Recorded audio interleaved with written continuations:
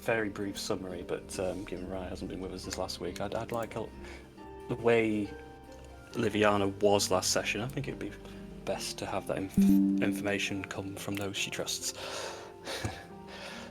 So, simply put, you had survived Nightfall, the meteor that came to Calypso, and the crumbling tower of Oberon around you. Liviana, you find yourself, your eyes waking for the first time. You see a dimly lit room which you're not wholly familiar with. It's decent, mate. You've got a four-poster bed. The room smells a bit, not musky, just not perfumed like you're used to. There's no one else in the room. There's a few candle lights around it. From looking at the window, you can see it's obviously just a little bit dark outside, and maybe nighttime. You're on your own for the moment. What would you like to do?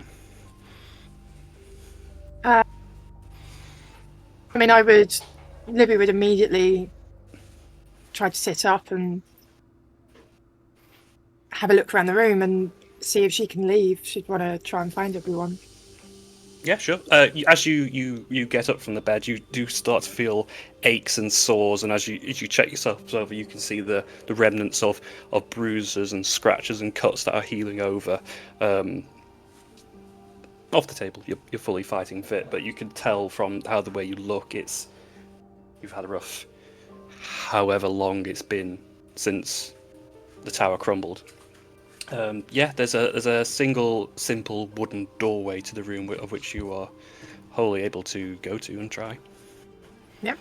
I wouldn't even do any kind of checks. I'll just immediately go to open it. I'll bring you here. There you go. So as you open the doorway, it is a dimly lit room. Again, candlelight scattered around the room. It's quite well furnished, and everything looks fairly decent. Not quite, again, to your standards of what was of the Oberon Tower, but it's good enough. But you can tell very quickly from the centre room, midst conversation, and you could probably just get the back end of, sounds like planning, your party.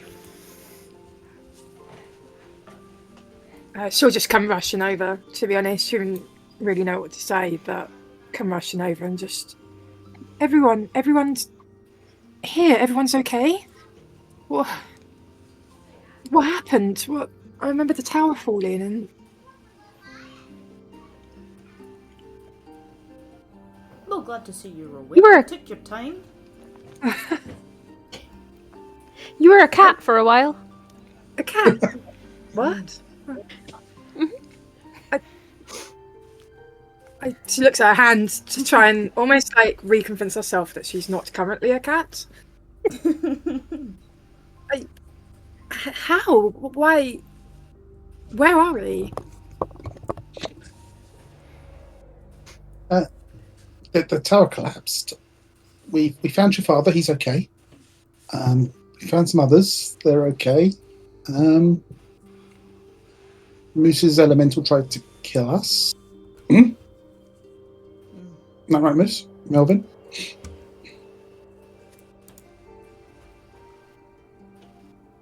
Okay.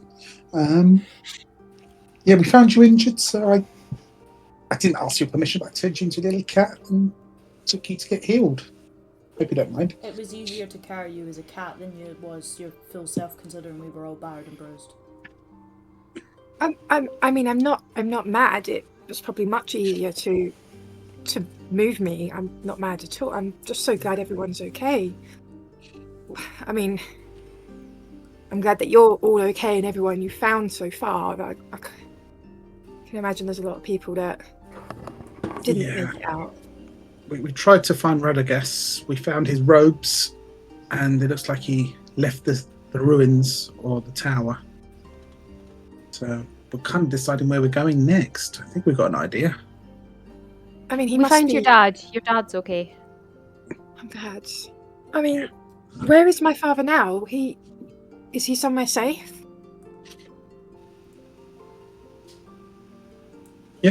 Leave him at the library, or did he come back with us? When we left You're him, a he bit was quiet. safe. No, when we left him, he was safe. Sorry, we were just. Yeah, you know that stone you found? Yes. Well, it kind of leads to another plane, and Oh. we might be having to go there. But for some reason, Novus has very strong links with down there, and he's going to facilitate us going there. Apparently, because he's got very big links to down there. Just going to look in surprise, almost forgetting the fact that Novus was sitting there. I think people need to start from the beginning. I'm very, very confused. So we need to go to the Hell Plains for some reason, and we don't know where Radagast is. This is confusing, because I'm sure he would have been helping find people. My father's safe, you're all safe. It's a lot. The robe that he left that we found, it wasn't just like a normal robe. Nim, can you remember what it does? It does fancy stuff. You're probably better explaining magic stuff. It's a glamour armor. It can change its appearance to mimic different ways of dressing. So we suspect Radagast might not be is either a traitor or maybe someone got in disguise as Radagast. Well, God knows how long. And considering he told you the chant, it means a strong possibility it's all down to him. This is... I mean, that's concerning. I don't know how long that deception's been for. No. Whoever it is very good at doing it. We've also still got the drow captured in a fort. Even though Phelan wanted to murder him, we kept him alive. That's your wishes. Okay. Let me sit down, and I interrupted you all talking. It sounded like there's a plan afoot. So we'll kind of scoot in between. Yeah. It's realistically, we're trying to figure out how it's going to make it, what's going to make it easier for us to be traveling through the Hell Plains. Novus has given us pieces of information that we know of, and it's a case of that we need to find the easiest way where we're not going to get shit for it, really. Yeah, well, we're going because we think we should help Phelan's part first, obviously. And everything points to that Sierra Madre. So we understand it's in between sorrow and torment. So that's where we're heading, and Nova says he can get us in, but we're going to have to disguise ourselves because that kind of place, we're going to stick out like a sore thumb. And Novus, how do you have such links? Well, honestly, I have spent my fair time in torment. I think I mentioned to your friends I had escaped there many moons ago and revered trying to go back, but if it is to help you, I will risk that.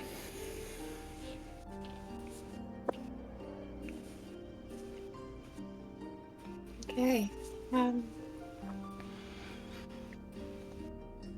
I may be stepping out of line here, but if we bring the conversation back 10 minutes or so, Nim, you mentioned about this elemental? Melvins? Yeah.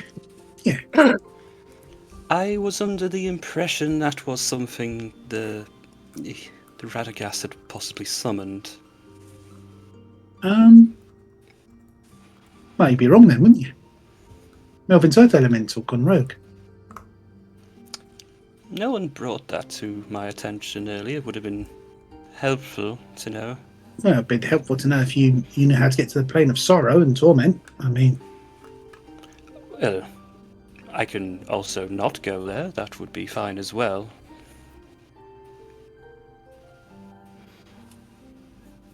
It's not exactly a walk in the park. Well, what happened? Because the Earth Elemental, it was guarding the body. We left it to guard the body, didn't we? Yeah, In the ceremony. when the tower collapsed, we were knocked out and Melvin lost concentration, so it went independent. Oh. I mean, maybe it was simply scared with everything collapsing around it. So Oh no, there's nothing to do with Melvin. He didn't tell it to attack. Obviously, he told it to stop. No, I just mean that I started to worry if someone had interfered almost, but maybe not.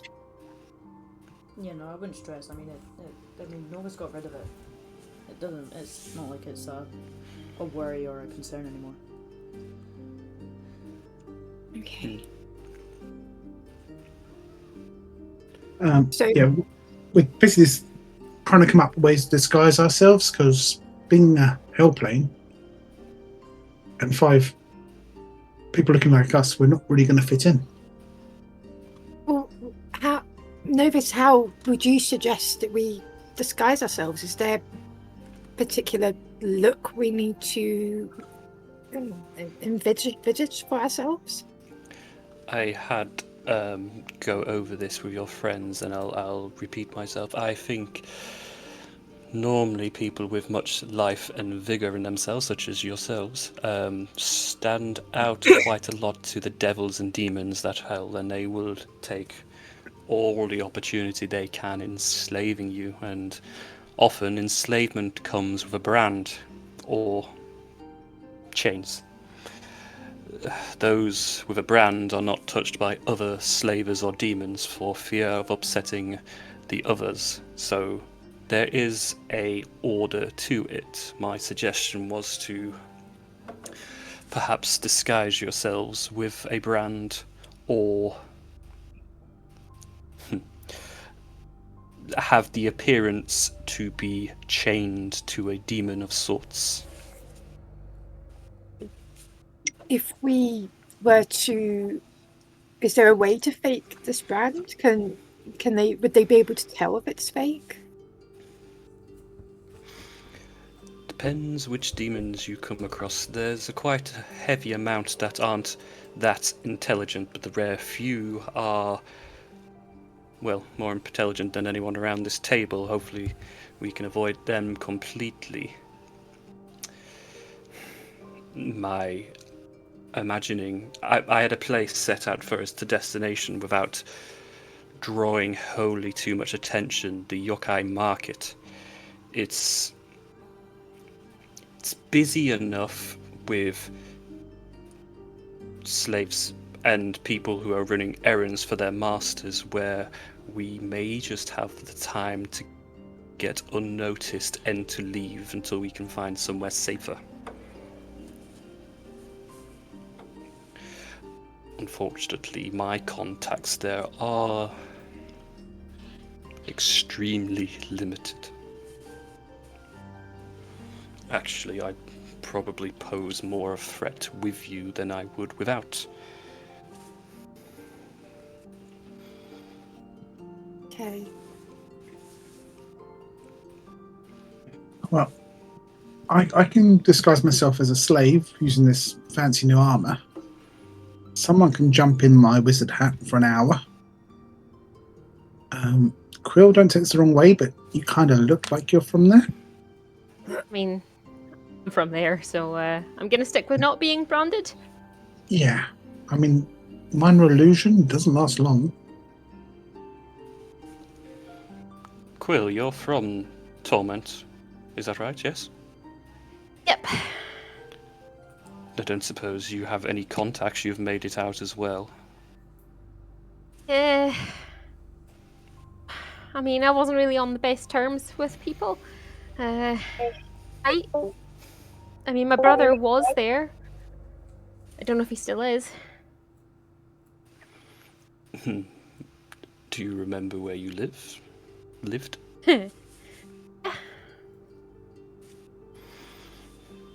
That might be the safest option. I don't think I know anyone I would trust. There's certainly no family for me there, so if you trust in your brother, that may be an option. Yeah, if he's still there. Well, that gives us a destination at least. Why is it only least 1 to- hour in your hat? Reserve breathing. I mean, I could just sit in your hat. You could. I will double check that. But yeah, I think so. Once I'm in the hat, can I choose to be out the hat, or do you have to like pull me out the hat like a rabbit? Like, how does the hat work? Well, you're going to Oh, you pop fit in the hat? You can hold one medium character for 1 hour. While stored, you cannot cast spells and are blinded. You can breathe, hear, and even communicate if able if anyone's wearing the hat. No, you're in there an hour regardless. Okay, and then once I pop out, do I get to pop back in again, or is it like a once per like 5 hour, 6 hour, once a day, once a week? As type thing? many as you need by the looks of it. Okay, so as long as I don't have to pop out whilst we're having a interview with somebody, I could just walk back in. Yeah. Okay, But anyone can go in there because you can breathe for an hour, but you have to come out for an hour. I have to come out for an hour. I can't just walk in No. and then walk in again. Now we put you in. I think we put it on you and it like puts you down. Put the hat on, and then you got after an hour you have to come out again. Yeah, what I'm Or- saying is when I come out, can I just turn around and go back in? I presume so. It might take a few seconds, but yeah. I mean, that seems a pretty useful way of hiding people, right? Well, that's why I suggested it. And if you can breathe in there, anyone can go in. Yes. So our really, really good stealthy person, and I'm going to look at Phelan like that, probably go in there. Pardon? Oh, I'm saying you're really big, so you might not get seen. I was thinking more of the more pure person. I'm going to look at Livy, who doesn't look like they belong in Hellscape. Never mind the purity, the armor, the clankiness, the jingle jangles, the big-footed. The big-footed. Wow. Don't think I have big feet, but No. Big-footed then. I think any devils are gonna. Not saying you smell, but they're gonna smell your like connection to your deity. Like you're a really, really, really tasty snack, and that's probably not what we want. I'm not. I agree. I agree. I mean, you said Nim. I can still communicate with you and still Yes. hear what's going on. Yes. And if need be, you could call to me and I could leave straight away anyway before the hour. So yeah, whatever helps everyone get in undetected. Yes. It will be my most powerful ability to plane shift us there, but afterwards I will not be able to do so for another day. The next best option I could help with is I can turn myself invisible. I don't think that helps anyone else, but if I'm wearing said hat, the hat would go with me, as I was invisible. Mm-hmm. Yeah, but if you disappear, we won't know where Livy is. Oh, I'd we like to would. think by She'd be in now the hat. we could trust me. If you don't trust me, this plan doesn't work. If I'm bringing you to the Hells and you still think I'm going to turn on you, then why let someone you don't trust take you to Hell? Because we get to hell anyway. It's the Yes. getting back. I think we should probably think more about. Okay. How about But bear in mind, I could plane shift to anywhere I'm familiar with within Torment. I'm saying the market as is the best option, but if I was someone unbecoming, I could take you somewhere more evil or, well, no way would last a second, and I don't intend to do that. Yeah, that's what someone that was evil would say. Then why are you trusting me? I'm just saying, like, logically, you wouldn't admit to being the evil guy. Not if you're trying to get us to trust. I'm not saying that we don't trust you. I'm just saying that you wouldn't admit to it, because then you wouldn't get what you want. So having the conversation is irrelevant. Well, if you believe I'm playing the long game, then fair enough. Also, another option we've got, so we put, say, Livy in the hat. I can also polymorph one of you into a beast. Maybe a scary dog, wolf type beast. Can you polymorph someone into another hat? No, and it wouldn't be magical either. Oh. Because that would have been really useful. It would, wouldn't it?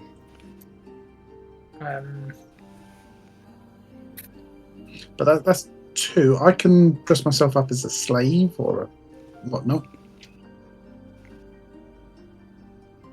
That just leaves... Well, Quill hopefully will pass as a local.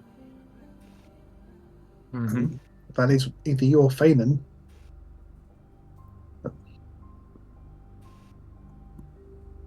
And I can't just walk around in a big ball of darkness because I see through it.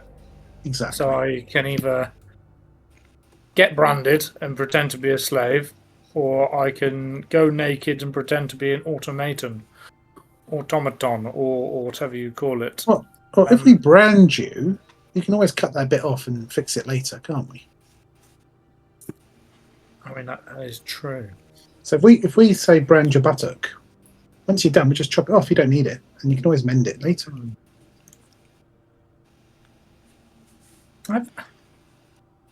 And you get to show demons your ass. I think we had the discussion that the brand needs to be on the back before we Well, it's start kind of on- shoving it random places, and then they go, you know what, you wouldn't actually get branded on the arse. Well, it's kind of the back. It's the lower back. It's possible some demons have standards too.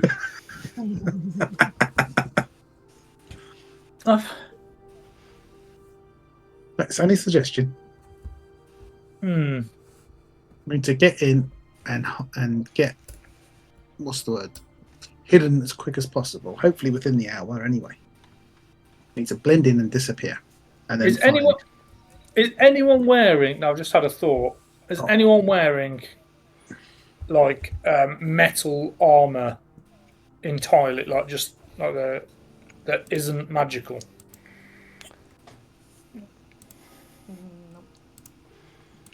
No.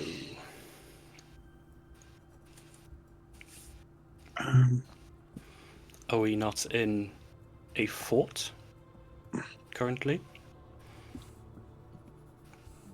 Well, yeah, I mean, that's what you need what are you asking about the full metal armor for? turn it cold and smell it.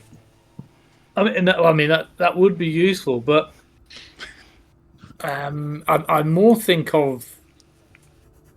of protection. I've just realised that. I mean, we went down the rabbit hole of how much gold I could make us, and then you discussed about how that would not work, and then I've realised that I literally am made of metal, and I can turn anything into adamantine, so I can make you. Well, I can make myself less vulnerable. But I was thinking of you, really. I could transmute one of your armor pieces into this adamantine, and over time your entire set would be it, and you would be a lot more invulnerable, really. I've got an adamantine leg. Do you want that? No. No.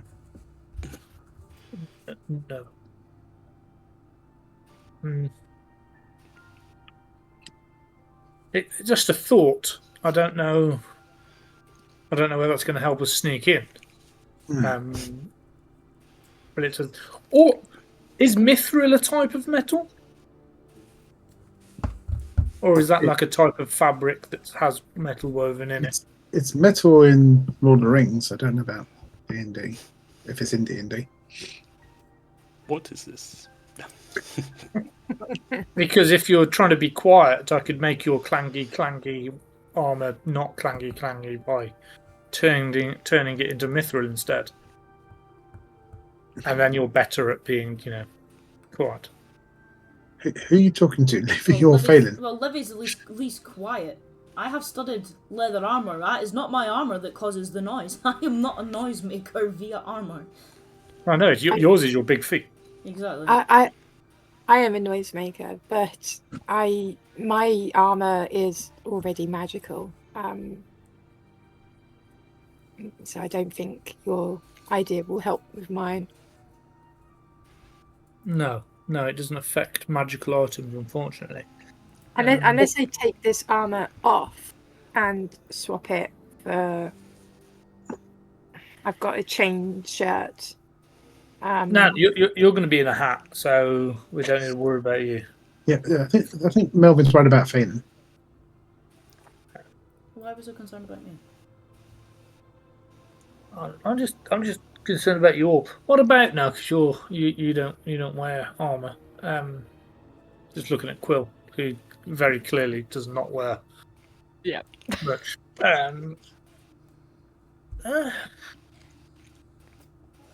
There's a thought, right? Look, just so we're all aware that I have this ability. Yeah. I can do it once a day. So if you come up with a really good use for it, then just let me know and I can square it away. We can get a big box, a metal box, and we can put Phelan in it, and we can say it's a dangerous animal, and we can't let it out like a caged beast. That's scary. No, not happening. Interesting. I like it. No. Are there any oxes or horses in hell? Like, can they survive? Boxes? Oxes, oxen. Yes. Ox. Oxes. OX. I'm feeling not the type you're used to, but yes, there are a substitute for. We have hellhounds, Cerberuses, things of that nature. Okay. Hear me out. Right, and I'm going to imagine fabric can survive in hell, right? Like clothing. Mm-hmm. And I think my laptop's freezing. Are we going back to the giant badger idea that I had? No. I think your box idea is fantastic. Thank you. So we figure out a way to store loads of metal in something that we can transport with us when we plane shift, if we can do that. We construct a wagon. We cover it in tarp. Most of us hide in the tarp, whilst Quill, who is obviously a denizen, takes us or leads the cart with the weird devil oxen type things. Where do we get the devil oxen like from? Where do we get the cart from? Well, I just said I feel we like built it's it. really important it's really important for me to say that I was not like a respected person there. I was someone who ran and hid from the bigger, scarier things. Yeah, but we're going to brand spent you. my You're going to whole be life doing. as one of the big ones. She doesn't want to be branded. I've gone through this far without being branded. I'd really like to keep it that way. Thank you. Wouldn't maybe we can use that to our advantage, Quill? Maybe that's a reason for you to be back in the Hell Plains, is you've captured your own slaves. No. Yeah, I know then it's someone not comes pleasant. along and steals you all from me and probably eats me. I feel like you're not seeing the big picture. Big scary thing eats slightly smaller scary thing, eats slightly smaller scary thing, and I'm like all the way down the bottom of that line. I think you're missing the big picture of you need to get branded. Not happening. What if we did it via makeup? The brand is not going to make a difference for me. Well, I thought the brand most won't, unless it's like the big scary ones, which we're going to actively avoid interacting with those. But I thought most who see the brand would not want to tangle with the owner of said brand. Well, it depends So we on just need what to... brand we're wearing, because if you were to pick a mediocre, say, demon to be branded over, all it takes is for the one demon who's a league above that and go, you know what, you're a pretty good looking slave, I'll take you instead. And it's Weren't a we case thinking of about that brand spider splitting. one? That spider Oh. brand. That was the first one I provided. So is that a There's decent tiered brand to maybe use? I don't think Quill wants to Someone- get banned. If someone is also like good enough at selling that, at like doing the talking to convince somebody that that's real, sure. How good at speaking?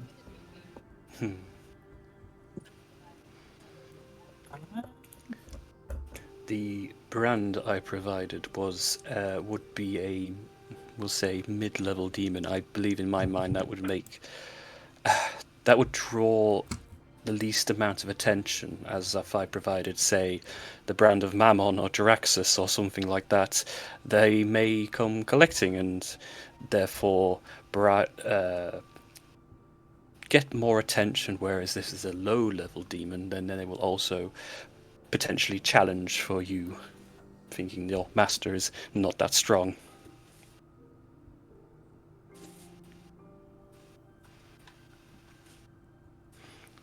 So what I've given you, the spider emblem, they are as middling as I could think. Who is the absolute top dog in hell? That would be Perdicious. Okay. Why don't we just use his brand and then just hope that he doesn't turn up? I think we had this conversation. His brand is often meant with a missing of limbs. Well, I can. The brand is normally placed on the wound.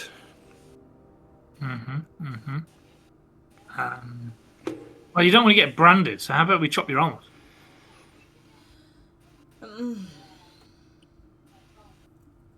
Just scoots a little bit further away.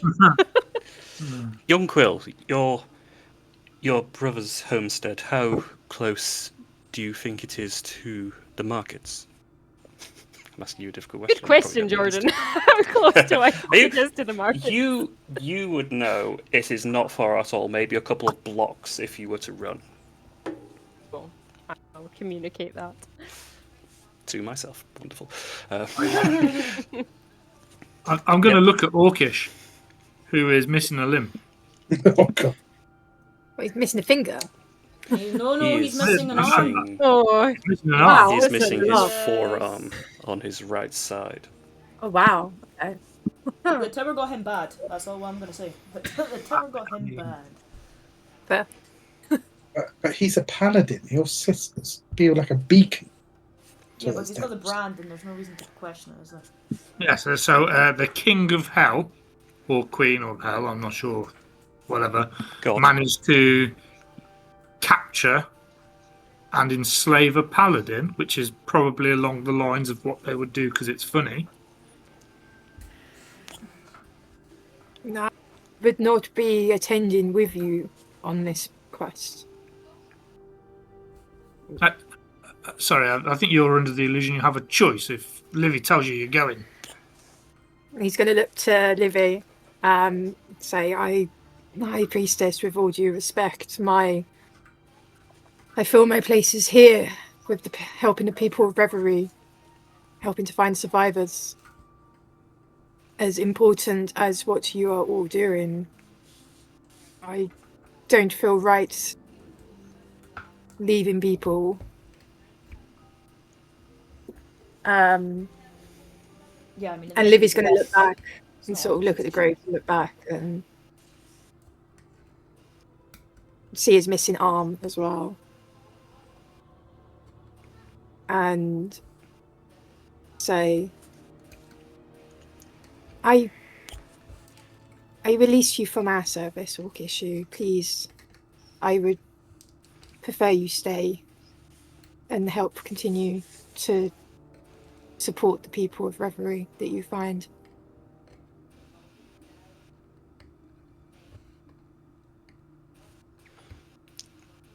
Good thing about talking to yourself is you're always right.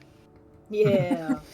That's why I do it at home. But Melvin's going to shrug and then look back at Quill. Yeah. Looks like it's back to you then. Yeah.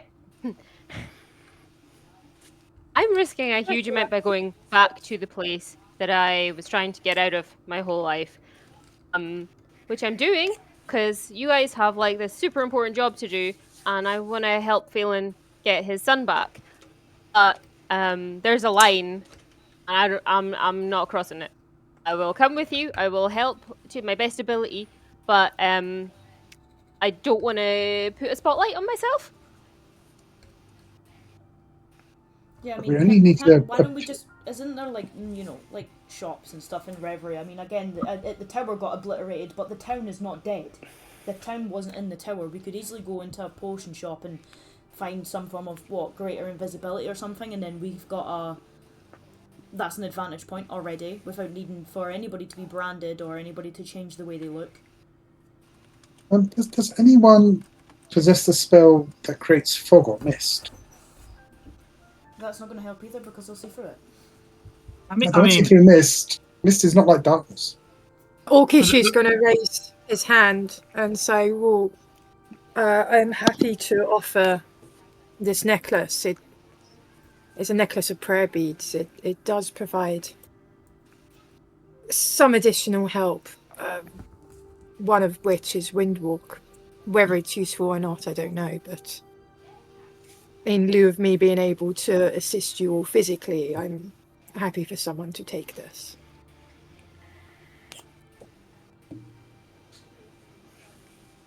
That could be very useful. I was just thinking, we get there, big fog cloud, we leg it, hide. I think if we're just going to leg it, we just get there and leg it. Big fog cloud gets looked at because fog's usually made out of water, and I can't imagine there being too much like water in hell. Also, people would be really curious as to what's under the big fog cloud. Mm-hmm. Yeah, but by the time they get there, we're gone.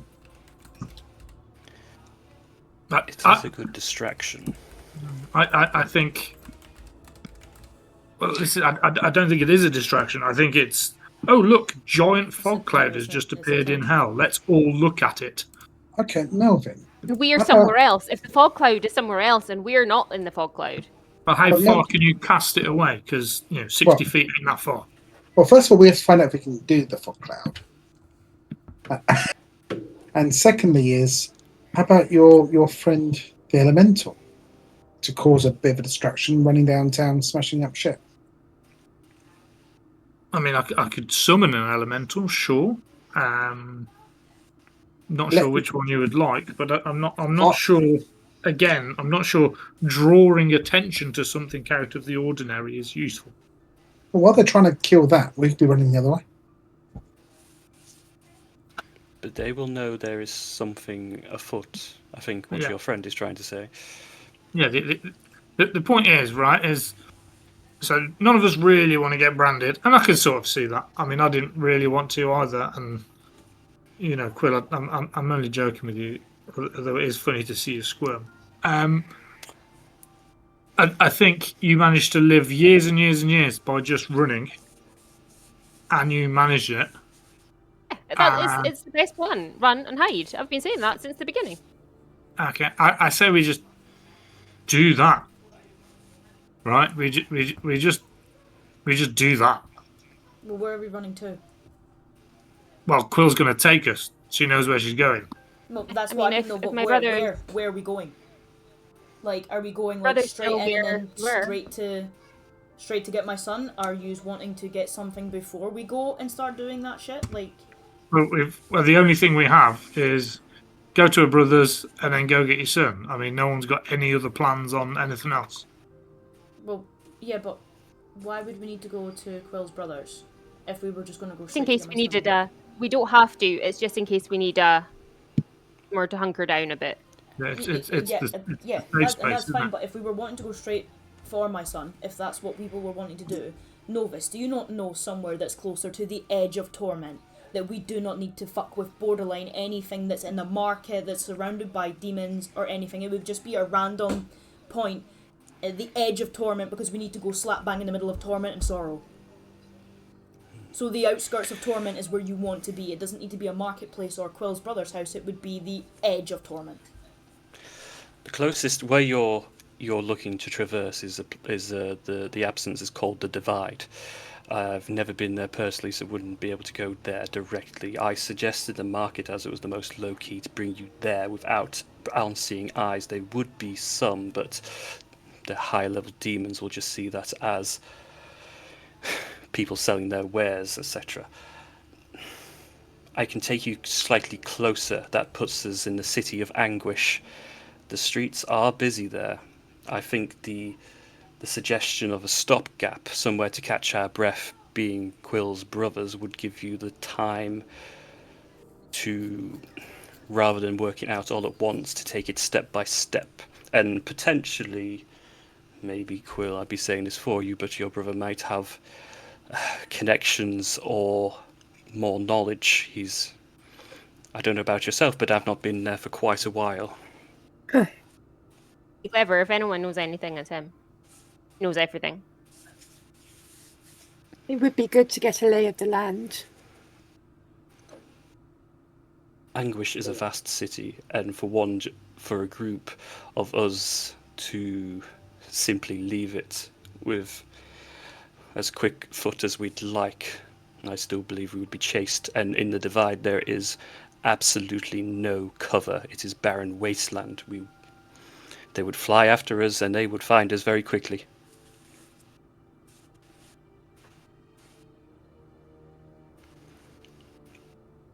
Our best bet of getting to the Divide is leaving Anguish unnoticed. Plane shift is a very powerful spell, and anyone traversing the planes will take note.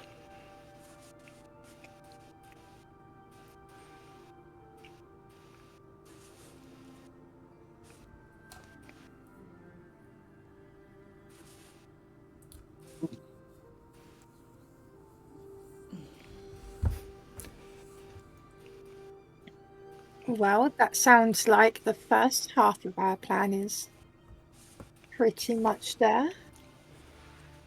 Is arrive and run to Quill's home.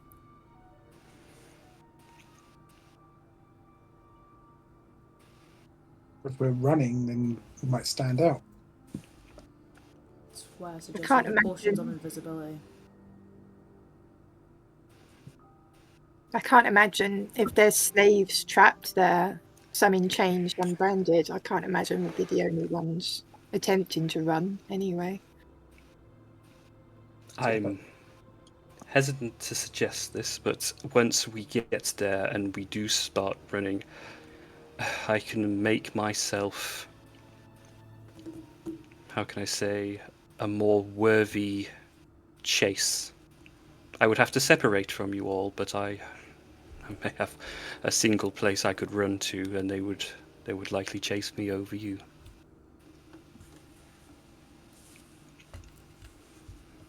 Decoy. Insane. Look, Novus, are we using you as our way back? Or... Well, I'm your best way out. Yeah. So, if once we've done what we needed to do, where are we getting you to leave? I know of a tavern there. Let me just get the name. Hold on. Where I may know one person who won't throw me to the dogs straight away. Is it Lucifer's Pit?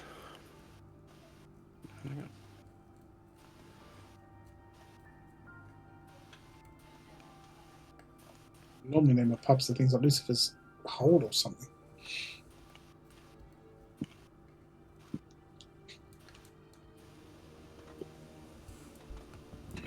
It's not the Goat's Head.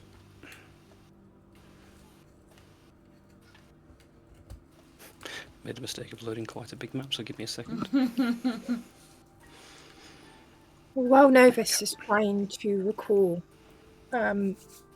Orkishu, if you are happy to relinquish your prayer beads, would someone else like to have the Ring of Mind Shield in? I only really wore it because I didn't like Star jumping in my head at times. We did. Exactly. So I don't feel I need this anymore. If someone else would like it, I'm very happy to pass this on. You would need to attune to it, but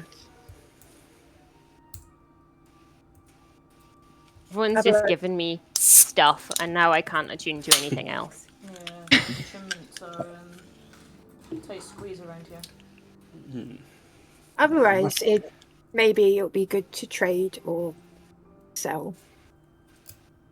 It's there if anyone would like it. It essentially stops people being able to read your mind or telepathically communicate with you. It can make you invisible. For quite a while, actually. So even if it's a temporary change. Oh, that's interesting. That means we can sneak someone else in. The name is the Chain Smoke Den. It is on the west side of Anguish. It is by Lucifer's Pit.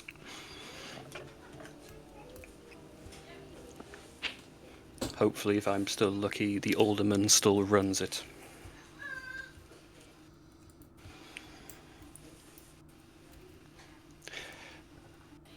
On that note, if I am unlucky, they may see me go straight to Mammon. Is the castle in the north of the city, but I do not suggest trying to find me then. And probably best if you forgot me.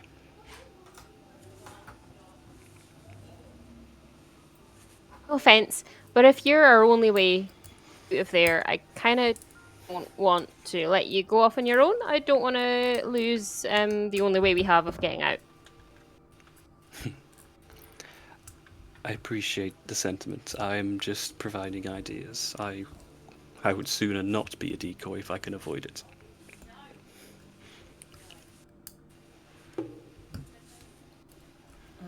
I also want to ask what we're doing about the outrageous heat that's in hell.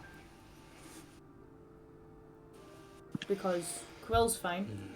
Quill's from there. Quill's not going to suffer anything from it.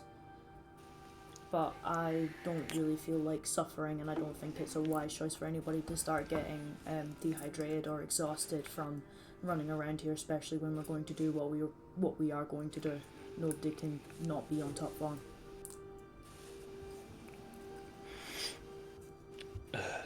To add to that, to help in the streets, in the divide itself, it is harsh and it is extremely hot. Even a day there will see you exhausted and tired and your bones weak. If you manage to find yourself indoors for that time, it seems to, though uncomfortable, not tire the body, so you need to plan for the travel part. We've got tiny huts that will see us through rests. Again, it's rest that's aren't the problem, it's the heat.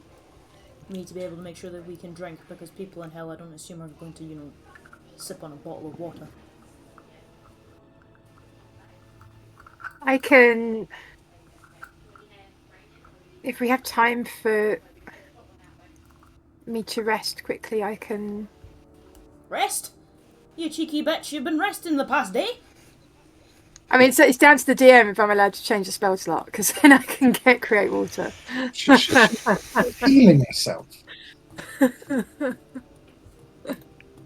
I'm gonna say I'll only no, take the because minute. your long rest was while you were unconscious to the point where you couldn't. So if we can survive until we rest again, then I can beseech Nocturne. It's just that initial 24 hours in there. Moose will be fine. Quill will be fine. There will be some respite in the hat. An hour at a time if people need to rest.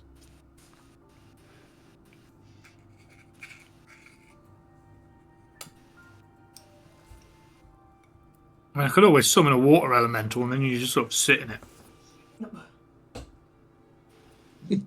Not sure the water elemental will appreciate you trying to drink it, but Yeah, how does that work? what do you mean? You try to drink a water elemental.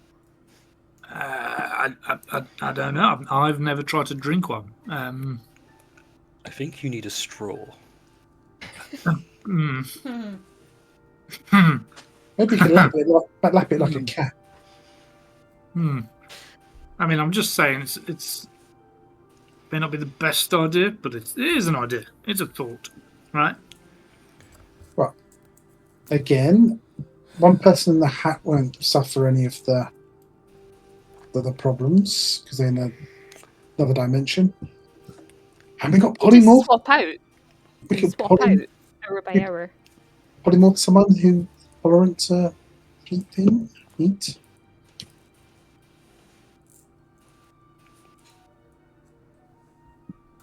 The swapping out is I think is a good idea in terms of dealing with the heat, because then they can recuperate slightly. Yeah, I mean, you get an hour. You don't get more than an hour. You get 1 hour to do some swapping, and then it's back to hot. Mm-hmm. It's better than someone struggling all the way through while one person just sits. Do I have anything else? Nah, that's all I got. We could just nosy in the shops in Reverie to look for Food. stuff. There are also shops in Anguish, though I realise that may be an issue, but potentially an option. There is still commerce there. Yeah, Do they again, use the it's same actually- currency? Reverie is probably the best check to check for stuff first. If they have nothing, then we can obviously check the markets, but it's less of a risk doing it here than it is doing it there first. And again, if someone is content to attune to this ring temporarily, you can become invisible until you decide not to.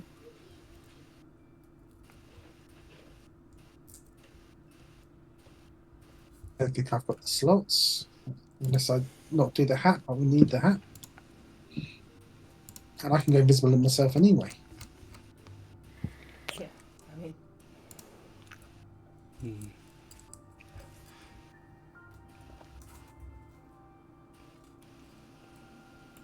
I have space, but it means interesting me with these items.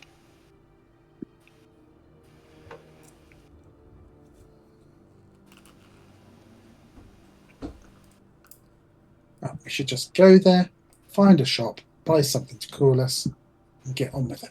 can we check Reverie first? They just had Yeah, a I think that's a massive- good idea. They're going to be looking at the tower, and won't anything be open? What do you mean? Surely they'll be digging out people from the tower, the locals, or running.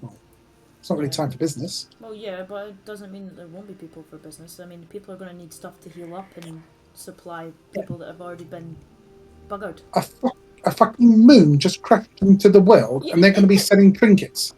I'm not saying trinkets, I'm saying there's a possibility of other shops that may be open that we could find supplies that would actually, you know, help us instead of us diving into a plane we don't know other than Quill and Novus and then risking our lives of walking into a shop unbranded, unknowing what we're going to find or what's going to cross our paths in the way. I'm looking for a safer option before we dive headfirst into fucking hell. Well, We assume can- they're open. We've got the most important person in the city here, and she's pointing at Livy. Like, I'm pretty sure they'll do anything you say. We Also, can. We can certainly find. I'm sure. What everyone's doing is chipping in, helping to find people in the rubble. I'm sure we can speak to. We can find some of the traders. Explain that we're going to try to fix what's happened, and they'll be more than happy to quickly help us before they carry on. So, I don't think that's an issue. I understand, but surely the best place to find things for Anguish is in Anguish, because they Why got would the you stuff need to to protect survive yourself there. from heat and anguish if you're from Anguish? Well, not everybody is from Anguish. They got slaves and that Yeah, to but they're not going keep to them care. alive. But they don't really care for their slaves. They're slaves. Nobody Yeah. cares for them. They're not going to be taken No. care of and looked after well. No, but then Make- the longer they survive, the longer they work. Makes sense. You also will then draw attention to yourself if you go to a shop saying, "Hi, I'm new here. I need this thing." Yeah. Hi, I'm not from here. I'm not branded. Do you fancy handing me something so I don't die in this heat? That'd be great, thanks. But we got Melvin to talk. He's great at it. Yeah, I'm not saying that Melvin isn't great at talking. I'm just saying he can't convince them all that we are totally A-okay all the time. There is multiple people that will question us. There are people in the street, people in the shops. There'll be random people wherever we go, and all it takes is for one of them not to listen to what Melvin has to say, and we're done. Why would they do that? Because it's hell? That's Melvin. I have faith in Melvin. Well, We've got time to check. I don't think there's an issue to quickly check before we leave. We've got time to check. Okay. Just spend more time here and less time over there. yes. The better up we can get supplied here means that we don't need to run around in the market as long there. And that's what I'm trying to avoid. I'm trying to avoid being seen as long as possible by multiple different people. If we can find stuff here that help that, then that's what we should do first. If we can't find anything here, then yes, then we will do the markets and we will hunt the markets for anything in Anguish, but I would rather search here than risking every single party member already enough to search a market that's already going to make us look sus as anything.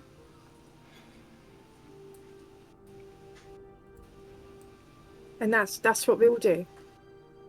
It also wouldn't help. It wouldn't hurt to get healing potions, considering this is a serious business.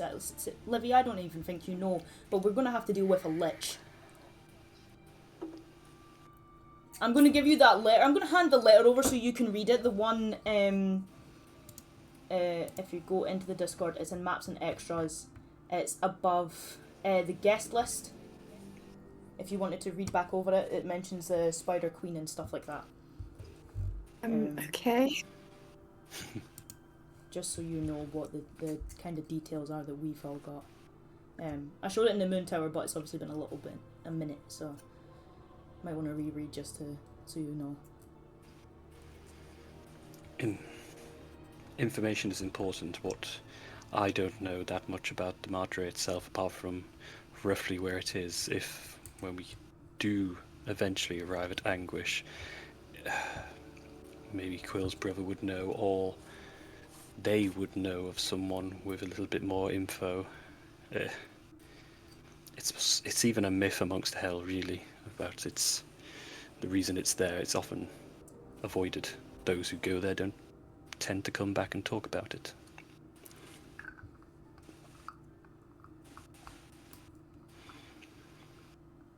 Again, from what we know, it's Radiant that messes with liches the most. If I'm correct in saying that. There's a lich I think we're running. Yeah. I think, as powerful as you guys are, I don't think we should fight him if we can avoid that. Agreed. Yeah, I mean, it's, again, yous can say that, but if the lich has got a hold of my son and it's in the way, I'm getting rid of it, regardless. I'm not saying yous need to stay there and help.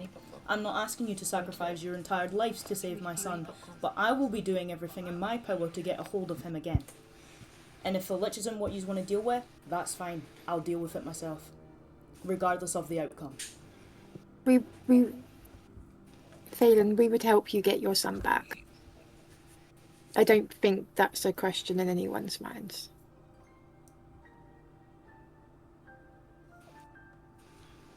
I just If want you there's to a know way the to do risks. it without having to, Yeah. if there's a way to, Yeah, and snatch again, and run. Yes, of course. And again, I wouldn't stop you from doing so if that's what you were wanting to do. But I'm just making it clear to everybody now. If the Lich stands between me and my son, the Lich gets fucked, regardless of what you are wanting to do. And my if you eyes, that's can what I'm doing. If you can do that, we won't have to fight it. Oh yeah. And again, if I can find, I don't know, again, if Radiant's what hurts it, then maybe there's an arrow that can help along those ways. If I can supply on things that will give us an edge, or a potion, or maybe we could find a bomb or something along those lines, anything, maybe even a scroll of what, sunbeam maybe, or something along those lines. I'm not a magic person, I don't know if it would help, but again, I'm thinking of whatever can help us get an edge, or just a little bit more of an advantage on because we know what we're going for. Right, we've got a little, at least this is it's the Spider Queen's been mentioned and the Lich has been mentioned. That's information now that we have on our side. That's our advantage, we know. So we can then supply to have the advantage against these said things. Which is what we didn't get a lot of information on, this is why we don't have Sephi, because we didn't have a lot of information to go off, and we came up pretty short pretty quickly. And I don't want that to happen again. I don't want to go into another battle and somebody's going to fall because we don't have enough on us. I want people to have healing potions, so when you are starting to get low and Moose can't reach us or Livy can't reach you, can put your hand in your own pocket and pop it. That there's not a panic moment of, oh fuck, Livy's 25 feet down that way and she can't grab a hold of my hand to give me a little help, or Moose is tucked or stuck in a corner, so it means we'd have to rush to get Moose, but I might fall on my way to get Moose.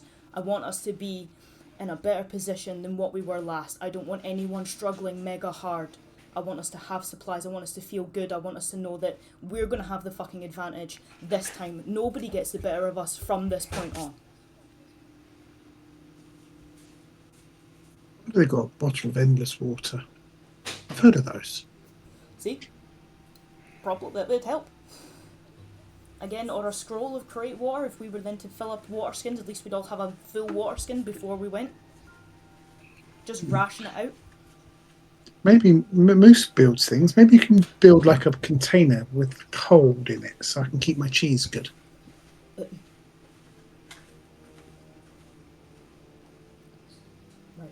I think Moose is switched off. I think that's a bit beyond me, to be honest. Tell me you can't build a mini fridge? Damn. My wine will spoil as well. Okay, well, if you want to go on a shopping trip, lead the way, Faina. I'm not from Rivery, I can't lead the way. Looks to Livy. I will lead us there, though. I'm sure everyone will be helping dig out the rubble at the moment. We just need to find some of the traders if they're not with other survivors. We'll go in the general direction of the market and see who we can find. Yeah, I mean, if they're not open, we'll leave an IOU on the door or something, I don't know. We can run it back later. Okay. Okay. Well then, yes, Liviana, if you want to then lead lead the group into the city. It's quite late in the evening now, but it's been a few hours since since nightfall, since the meteor. Most of the fires have been quelled. It's been a few hours now. The city wasn't too badly damaged. The tower was the main casualty to the event here in Reverie.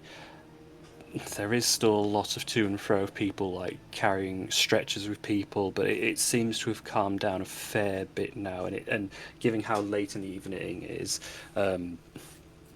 people are looking tired and exhausted, and some are just like sleep by the side of the road where they are not able to find shelter or have their own homes to sleep in. you're heading to, well, Reveries got quite a lot to it. If you could think of a location, I'm sure it'll have it here. It'll just be like a general market where people would be selling items of use, such as potions and that. So it'll be a general market area. Depending on how close that would have been to the tower.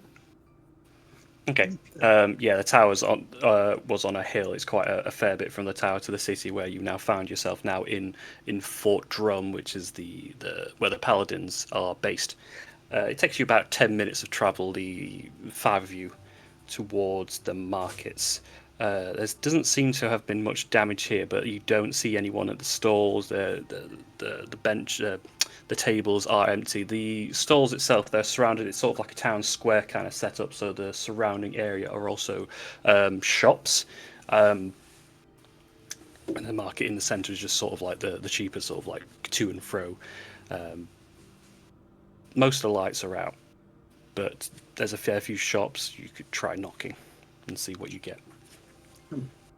Before we go in, Livy, you're a powerful priestess. Are you able to create some maybe holy water? Or I don't believe I can create holy water. As I said, if the next time we can rest, which will probably be within the hells, I can pray and realign myself with Nocturne, and I would probably be able to have a spell that would create water. So after the first, it will be a struggle the first day for us all, but after that, then I can produce water as often. Well, not as often as we need, but I can fill all our casks at least. But I can't. I don't think I can create holy water.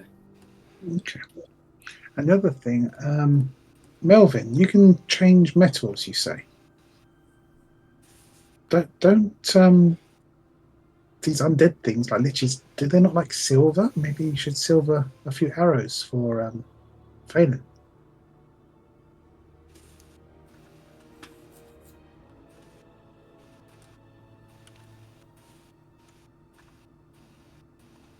I muted. That worked. I said I can do one a day. One a day. So we can either just go and buy loads of silver and tip them, or we can make one arrow a day. I see. I'm just thinking what these monsters might not like. Holy water and silver, I always thought. I have no idea. Okay. Honestly, no idea. Well, let's find the place that might sell anything magical, because I think we need to get something that makes water. I'm sure there's a jug of endless water or something. I also realise I too have greater invisibility, so I could maybe make someone invisible before jumping in the hat. I've got that too.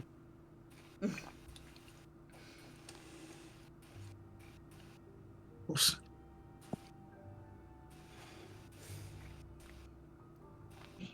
You're Okay, all well- stood in the empty market at the moment. So. We can make Phelan invisible, Moose invisible.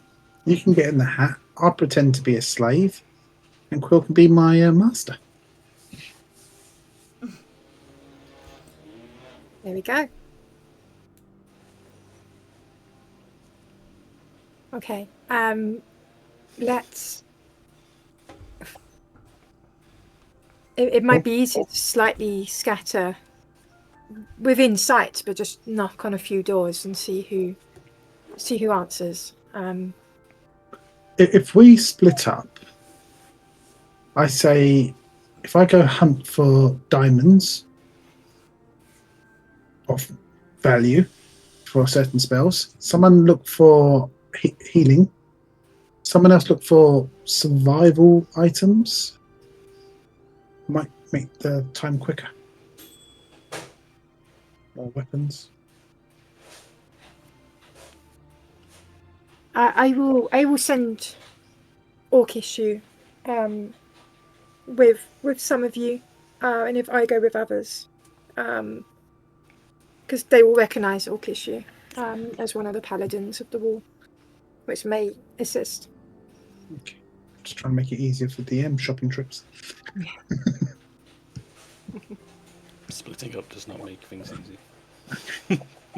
But Well, if we prepare a list of what we want or kind of want, That's all right. But yeah, Liviana, if you can think of a type of shop, there likely is going to be one. It's just knocking on the door and seeing if A, they're up, B, they're in a good state, and C, they're willing to trade, etc. Yeah, I think knocking on the doors. I mean, Livy would just knock on one door. If there's no answer, she'd go to the next. wouldn't. And you know, if they answer, her first sort of protocol, I think, should ask whether there's anything that can help produce water, and then after that, she'd ask about healing potions. So that would kind of be her order. Give me some diamonds or a butterfly. So they would be, we'll say then, yeah, like an apothecary. Well, yeah, I probably don't need to say about apothecary, magic shop, general goods, you name it. There's likely a shop that you could approach and try. Just up to you which one first. I would say making water. That would probably be in general goods, I think. So yeah, it should go to general goods first. Okay, yeah, you approach the door to the general goods store within the market again.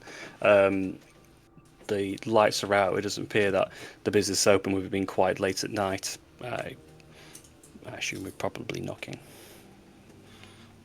Yeah, it should be politely knocking.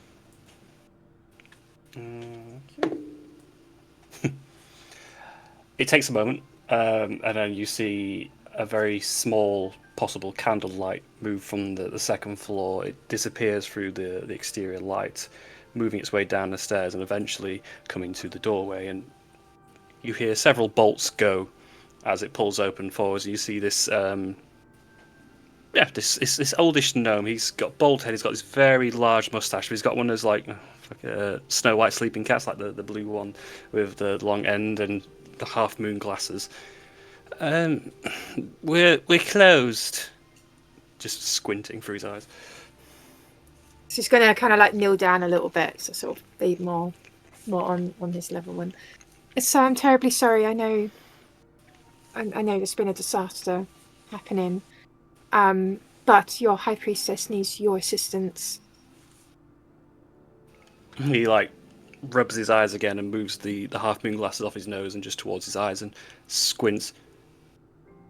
Oh, by the gods! I'm so sorry. Where are my manners? I was not expecting business at this hour. Of course, I can. Would you like to come in? Yes, please. The hour is late. We won't keep you. We're seeking to understand what's happened, resolve it if we can. To do that, we need every help and aid that we can. Your general goods store, do you have anything that can help produce water, diamonds, survival gear? Hold on, there may be some scrolls, yes, and some potions. Just give me a moment. I'll quickly look. And he scurries around the back and leaves you in the unlit shop front. It's fairly dark in here, and you know his little legs take him to a back storeroom as quickly as he can, and shuffles his way forward. He's got this like his arms wrapped around like a box, like a produce box, and just like dumps it on the table. Pops out like there's like four bottles that appear to be potions. There's a couple of scrolls. Right, this is the first thing I can find. First, you can have these, and he puts a couple of potions of healing on the front.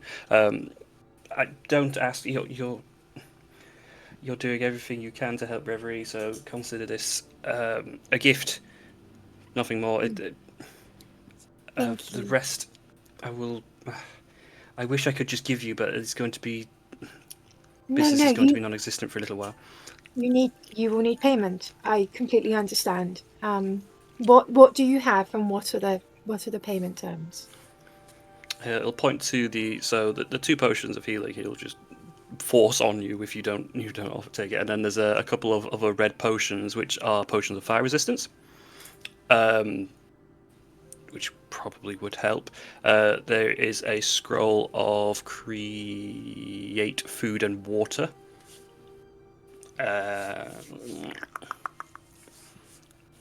Yeah, 1 scroll of create food and water, 1 scroll of create or destroy water.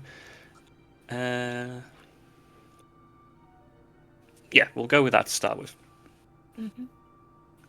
Okay. How much are these? How much are all 3? Hold on. I just gets an abacus, starts moving pegs across. For you, my lady, I hate to say, but all this could be yours for 300 gold. I'm hesitant to charge that much, but I'm taking quite a lot off. You see, I am trying to help.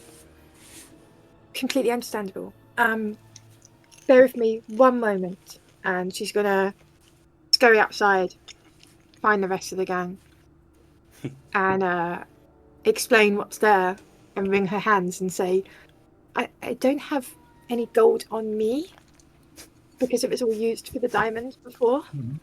How much do you need? Quill You gave me will go into her. Quill will fish out her little pouch and hand over 65 gold. This is everything that I have, but you need it here. Thank you. Livy, you forgot your memory. You gave me a load of money. I gave you enough to get a diamond. I thought you had got that diamond. I did, but I got a good deal, and I hand over 5 platinum and 265 gold. Oh my god. Did you say you had scale mail or chain mail of sorts? I've got some chainmail on me. How much does that weigh? I don't quite 20. I'm not sure. 20 pounds roughly. £20. So if I turned your £20 iron or steel or whatever it's made of chainmail into gold, you'd have £20 worth of, or maybe even more, of gold, which is probably worth a bit. I suppose. I mean, how about this? And she will hand you the chain shirt, to you, and say, do with this as you will, because we still want to see if we can get anything else. mhm. And if we don't spend it, then you can just keep that gold. That's fine.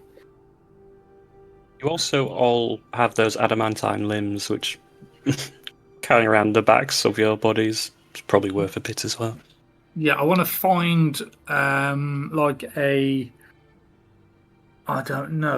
shop that sells armor, or a smithy of some sort, so I can discuss with them how much a set of golden chainmail would be and how much they'd take my adamantium head off me for. You can have my leg as well. I mean, I can't carry too much. I'm only little. I'll help. Mm-hmm. To expedite the process, we'll say the small gnome is going to be able to help with most of this. I'm just doing calculations because everyone threw numbers at me, so I'm like... Yeah. They would suggest that the gold armor would be worth more for ornamental rather than functional use. Therefore, a blacksmith probably wouldn't take it as much as, say, he would. 500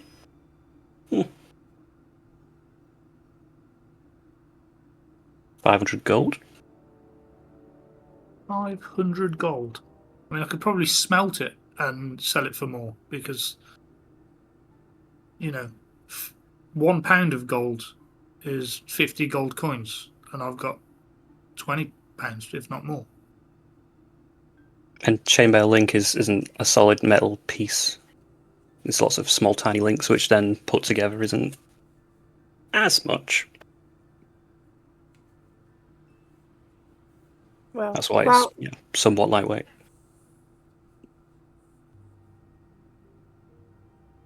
I mean, if the armor weighs £20, it weighs £20. I mean, the links being small or big doesn't really matter. 500 gold would be the offer. 500 gold. I mean, if you're dubious, Melvin, with the platinum that Nim gave me, we can more than pay him, and I can even give Quill back her gold. So if you're dubious and wish to hold on to that, then you can. Well, it's do I waste the spell for the day for a free 500 gold? Yeah. I mean, fair enough. Yeah. Okay. Yeah. Okay. And I'll turn this. I'll turn the normal chainmail into golden chainmail, and accept the trade. Yeah, that. Do you want cash or credit? Because it seems like there's going to be some purchases. Will he offer us any money for the adamantine items, like legs and heads and stuff? So I'm just theorizing how much total gold he's going to have in store. So credit's much easier. Because I'm thinking quite a lot for one person to have. But then we're upping it with the adamantine in total. I think adamantine's pretty good, so we're looking total 1,000. We'll say 1,000 Okay. Maybe for the whole set of adamantine and the gold armor. That's not bad, Moose. I mean, it's a buyer's market, right? I mean, yeah, for 1,000. We've got 1,000 gold. Okay, so we've given you all of this. We have 1,000 gold credit. Okay, how much for all those potions did you say? It was 300. 300. So let's say we've got 700 now to play with, because we're obviously going to accept. Yes. Right. Let's do this piecemeal so people add things in the right things. Who's taking a first level create or destroy water scroll? Because I don't want to get things lost here. I know I add things in later. Livy, you can take that. Yeah, Livy. Yep. Okay.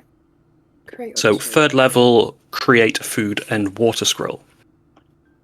And not to make you sound like the party mom, but Livy, you can take that. Yep. No, that's fine. And 2 potions of fire resistance. I think one for. But it'll be between you three, right? Like Nim, Phelan, and. Not Quill. Quill's. No, yeah, not Quill, sorry. And Livy. So 2 between you three. I think Livy. And if. We're assuming I won't because I'm metal, but even if I do, I'll just suffer. I mean, 2 of us are going to have to suffer anyway. So we'll give it to Phelan then, the other one. Right.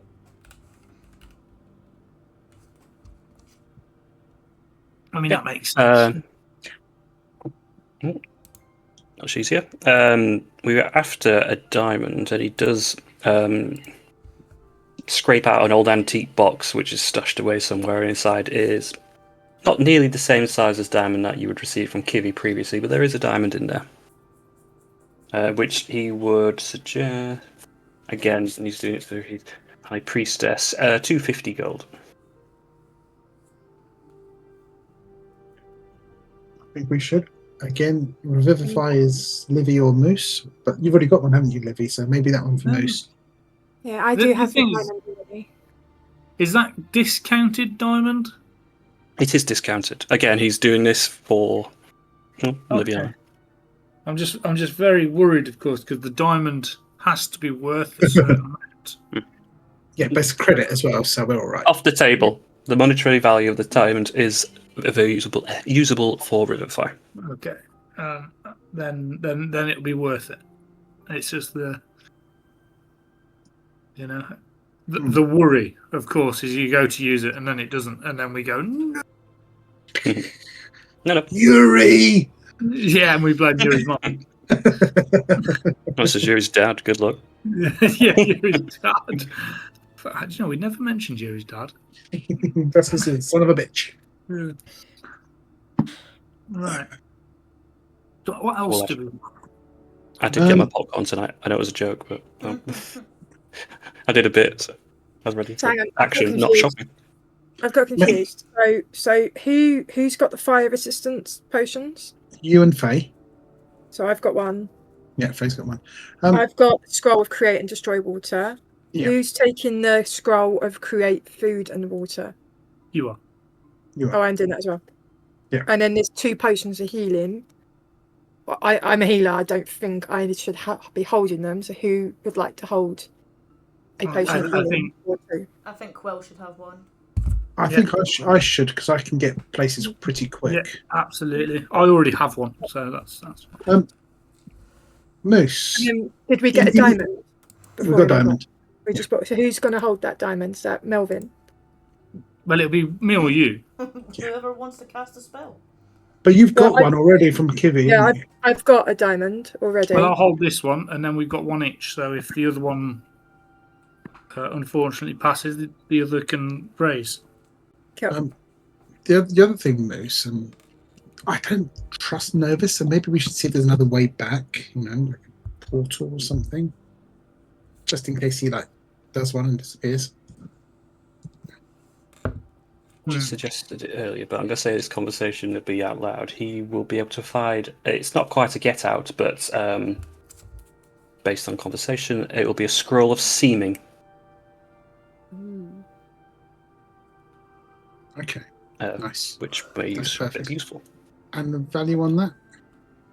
Now he's a 5th level spell, so even mates rates. 450. Yeah, 5th level. I mean, I could copy it, but it's going to take a long time, guys, and a lot of money, which I've just got rid of. I can give that back to you, Nim. So you can have that. So, hang on. But we won't have time for me to learn it, because the 5th level will take forever, won't it? Was it 2 hours a level? Something like that. I think it's more than 2 hours. It's going to be 10 hours, isn't it? Crazy, isn't it?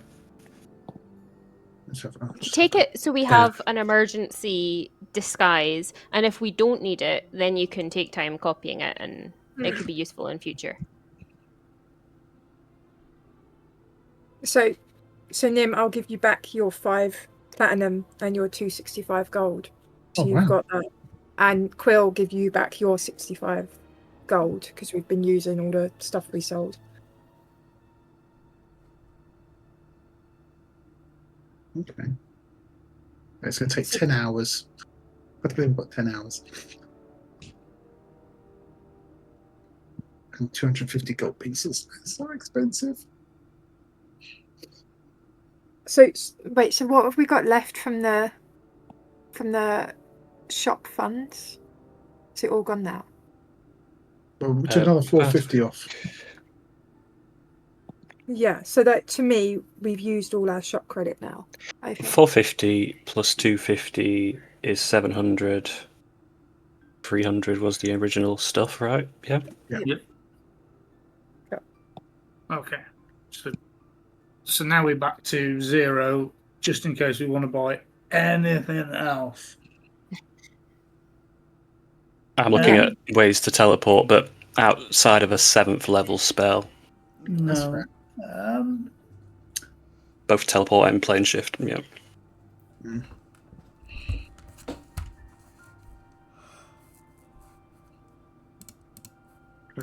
Although, you do have that stone. That's true. Which would get us somewhere else really bad, really quickly. But it's a different bad. Knowing our luck, we'll be in front of the lynch, we'll use it, we'll disappear and reappear right in front of him again. Or just behind him. Just... 2 feet to the left and standing awkwardly at him. Like, this is... As we come out, we're slagging him off. We got rid of that Jesse. He's like... Even better, your party's turned around 180 degrees and just like, I'm behind you still. Shit. Would he have any holy water? That's expensive. I could say probably do one, but let's see what we've got. Not a usual item, but yeah, sure. Cost is 25. So I say 20 gold. You can do a couple of bottles. Has a couple of bottles. What do you think? Is it worth getting holy water? If we're going to face a lich, I'm a bit worried. Or undead. 20. It'll get used in some way, I'm sure. Okay, so platinum is 10 gold, isn't it? So if I take off 2 platinum, I'll take 2 holy waters. Oh, last time it was thrown away, I think, if I remember correctly. Yeah. Right, that was the cat, wasn't it? I'm going to hand a holy water to Valen, just in case. Because you're good at lobbing stuff, aren't you? Sure. Well, lob If it in at the fear bad as well, you could douse arrows in them. Yeah. That's what Yeah. I'm thinking. Or weaponry. Well, the speaking of the dowsing of arrows is, do we want to just buy some silver, basic silver, melt it, and then you just tip, tip, tip? Yeah, but that's going to take forever, miss, isn't it? What do you mean? Making arrows. I mean, we need to get there and save the child. You have arrows. You literally have arrows. All you got to do is melt the silver and dip it. But won't it counterbalance his phase arrows? Because he's used to a certain weight. I mean, he might kill more of us. Well, I mean, you can either What's send that? arrows at something that aren't going to be effective, or you can have slightly off balance arrows that may be effective. Let's see.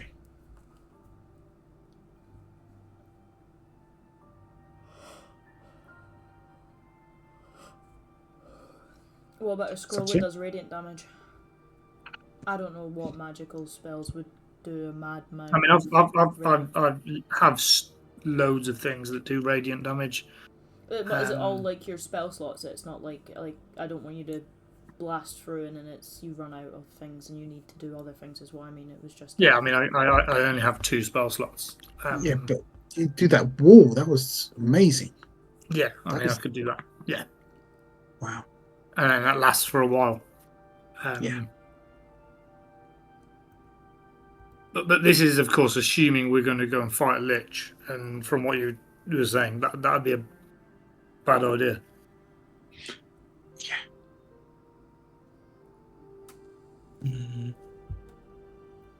Best he's going to be able to do is a scroll of moonbeam. I mean, how much is that? But Libby can do that by herself. 100.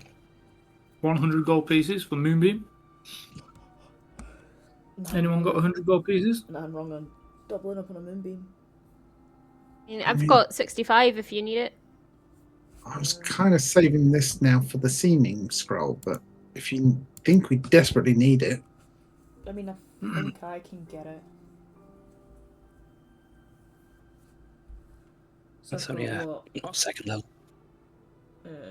18 platinum and 57 gold. You guys are a bunch of brokies, aren't you? I think we've had this discussion before. Fair, where I've avoided a lot of shit. To be fair, I've not really been on this plane for that long. We also stopped working, so we've not been able to earn coin. We put ourselves out of a job here. Like I can't earn income from doing no job. and rings are expensive, and I need to buy one at some point. Aye. What sort of Imagine ring? if we went all heading to a casino Hmm. Oh, God, with a vault. don't I Probably. have that? Yeah. Don't there was stuff in the con that was plinko. I could dove back. Like I was ready to gamble my life away. we need Kaji, the casino.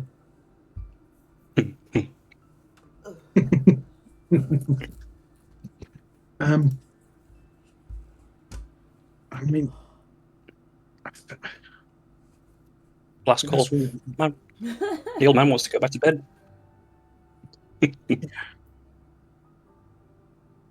think that's all I can think of, unless you guys can think of anything else.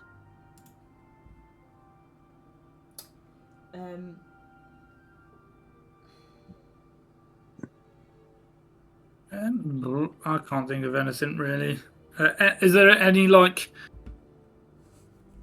clothing or anything that just keeps you cool rather than using a potion? Probably not, right? That's. If we buy you a slave collar, Moose, then you can blend in a bit more, like a manacles around your neck. Yeah, you would still need a brand though. Yeah, we're going to be running, but that's not. We're not trying to blend in. We're trying to run.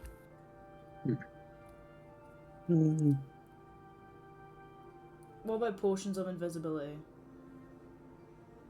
See, there's lots of things that make you warm. I'm trying to find things that make you cold. Hold on. I might be pushing it.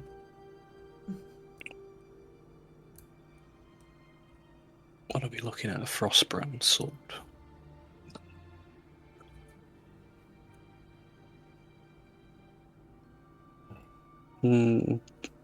Very rare. Frostbrand sword is an option, but that's going to be quite dear.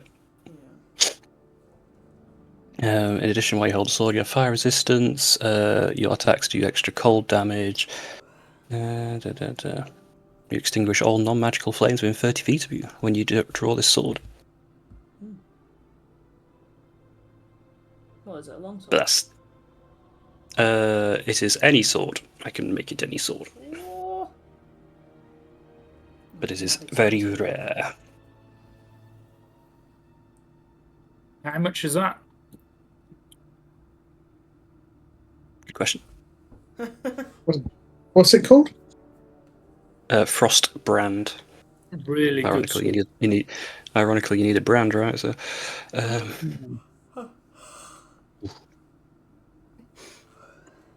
Yeah. Fuck expensive. Okay. He's going to be able to do 750 for that.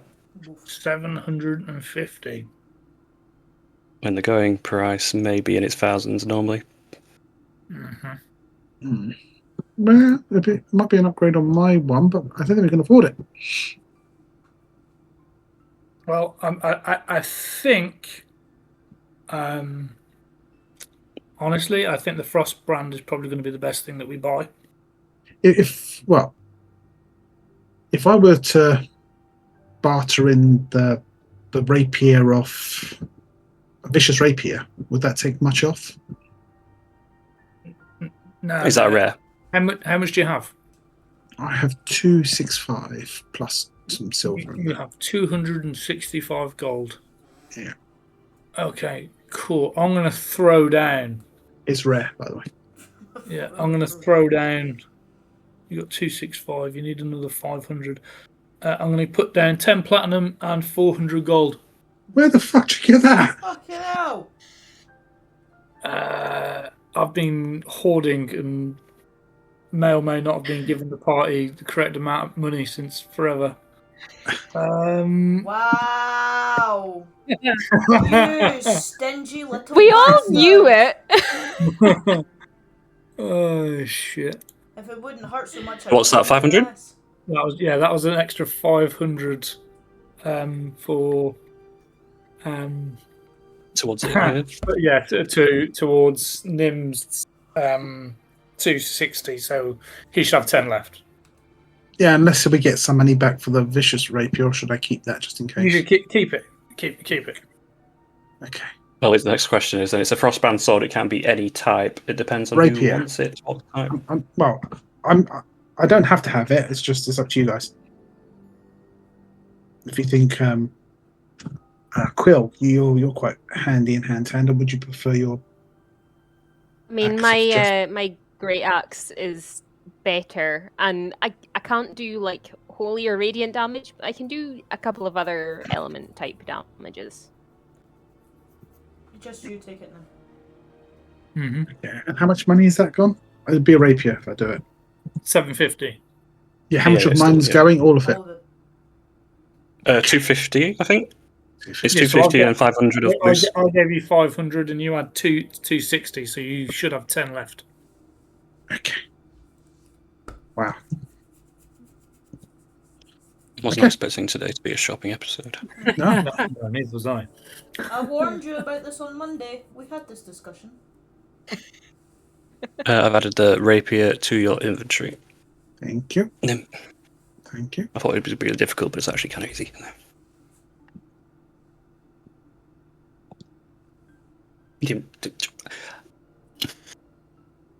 Okay, I'm gonna. May I go back to bed now? Can I have a potion of invisibility, Sure. please? Potion of invisibility.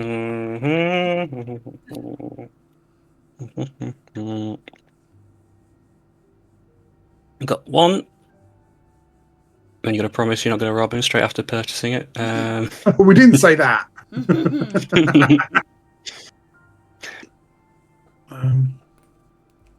I'm gonna have to attune. 130. I'm going to have to attune to this, guys. How much did I say I had in gold? I checked this earlier. What? I'm glad AI is helping. In a real world view, that equates to £10. Sorry, what? Hey! Whatever. What did you say, 150? Yeah. Yeah, I can do that. Okay. Potion of invisibility.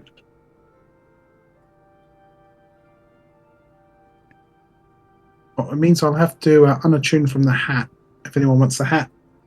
Alright, I don't think anyone else can. I think we're all full with attune slots. Yeah, that's what I'm thinking. But yeah, So if we you, should do. if you give me a chance to attune, takes an hour, I think.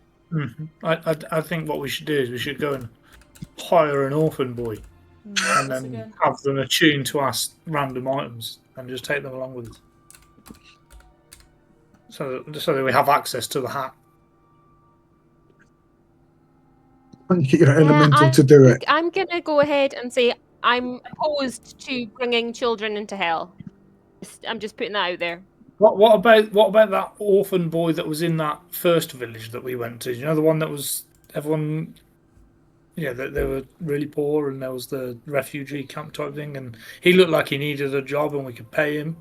We're not taking anyone else with us at all. No. Next, you're going to say, let's take the drow and send him off naked through the streets while we run the other way. No, it was a joke, Moose. No. I mean, if we're not- in the Pantheon, a god spits out his wine at the suggestion. If we're not using the hat idea now, then I'll cast greater invisibility on myself and just run. As much noise as I'm making, hopefully the natural sounds of the market will disguise that. I mean, I was keeping the potion of invisibility for later. I wasn't using it straight out the gate because we'd already had the discussion of that you were casting it on someone, then Nim was going to cast it, so realistically it's Nim and Quill that are going to be the visible two. Oh, that was the plan, but if Nim isn't using the hat anymore, then I will be drawing a lot of attention. Not if you're invisible. Exactly. Oh, do you need to be attuned to the hat? Yes, that's why I need to drop it for the frost brand. Right. I missed that part. Unless you want to have a nice wizard hat on your head. Nope. I've got an eye patch. But wizard hats are cool. Yeah, but my eye patch can see. I prefer your Nothic eye Oh. patch. That's exactly We didn't end up picking the seeming scroll, did we? Just so I know. Yeah, yeah, we took that, didn't we? that was out with the tab. Okay. Yeah, got you. Yeah, that was part of that 700. I didn't come here for math. I come here for fancy fun. While all this we just happening, spent a fortune. while all this is Yeah. happening, Orc Issue is also going to offer out an elemental gem that they have, which will summon an earth elemental if anyone would like it. Not another one. I mean, why not? Let's do it. It will help. So if someone would like that, otherwise he'll just give it to Livy. He'll, if it's all right with you, Jordan, I'm not going to spend it now, but he'll also give Livy his gold because he Won't need it. No, that's fine. Will you, It's a face of the audacity. It's not a lot of gold. It's not a lot of gold. It wouldn't really Will help. would you not need to use that gold to buy like a prosthetic hand or something? I mean, She doesn't need fucking money, that's why. he's staying, fucking dead now. He's staying here, so he's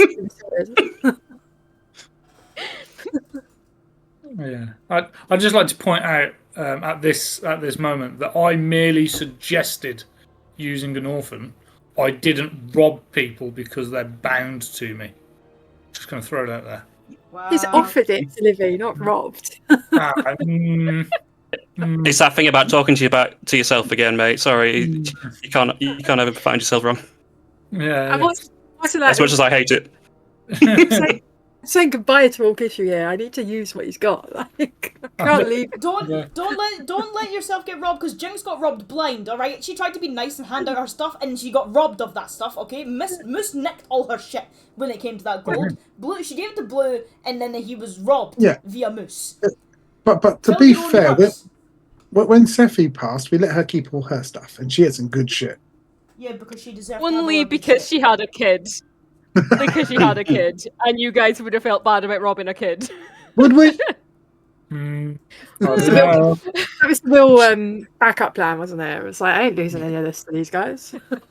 It's just Ray's going to go on holiday, make a new character, make it a noble with loads and loads of gold and magical items, and then just disappear after a week. It's farming. Gold? Cursed gold? How did they come up to this money? Microtransactions in DnD. It's actually blood diamonds, and they're actually a bounty on it. So Yeah, I'm going to take inheritor backstory, and I want a Vorpal sword.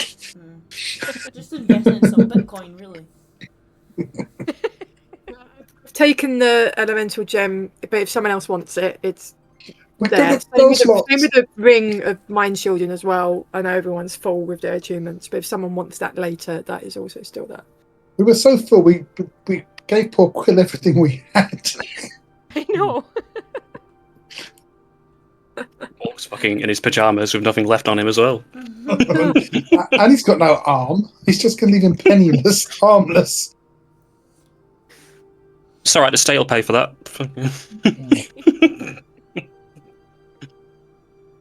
Okay.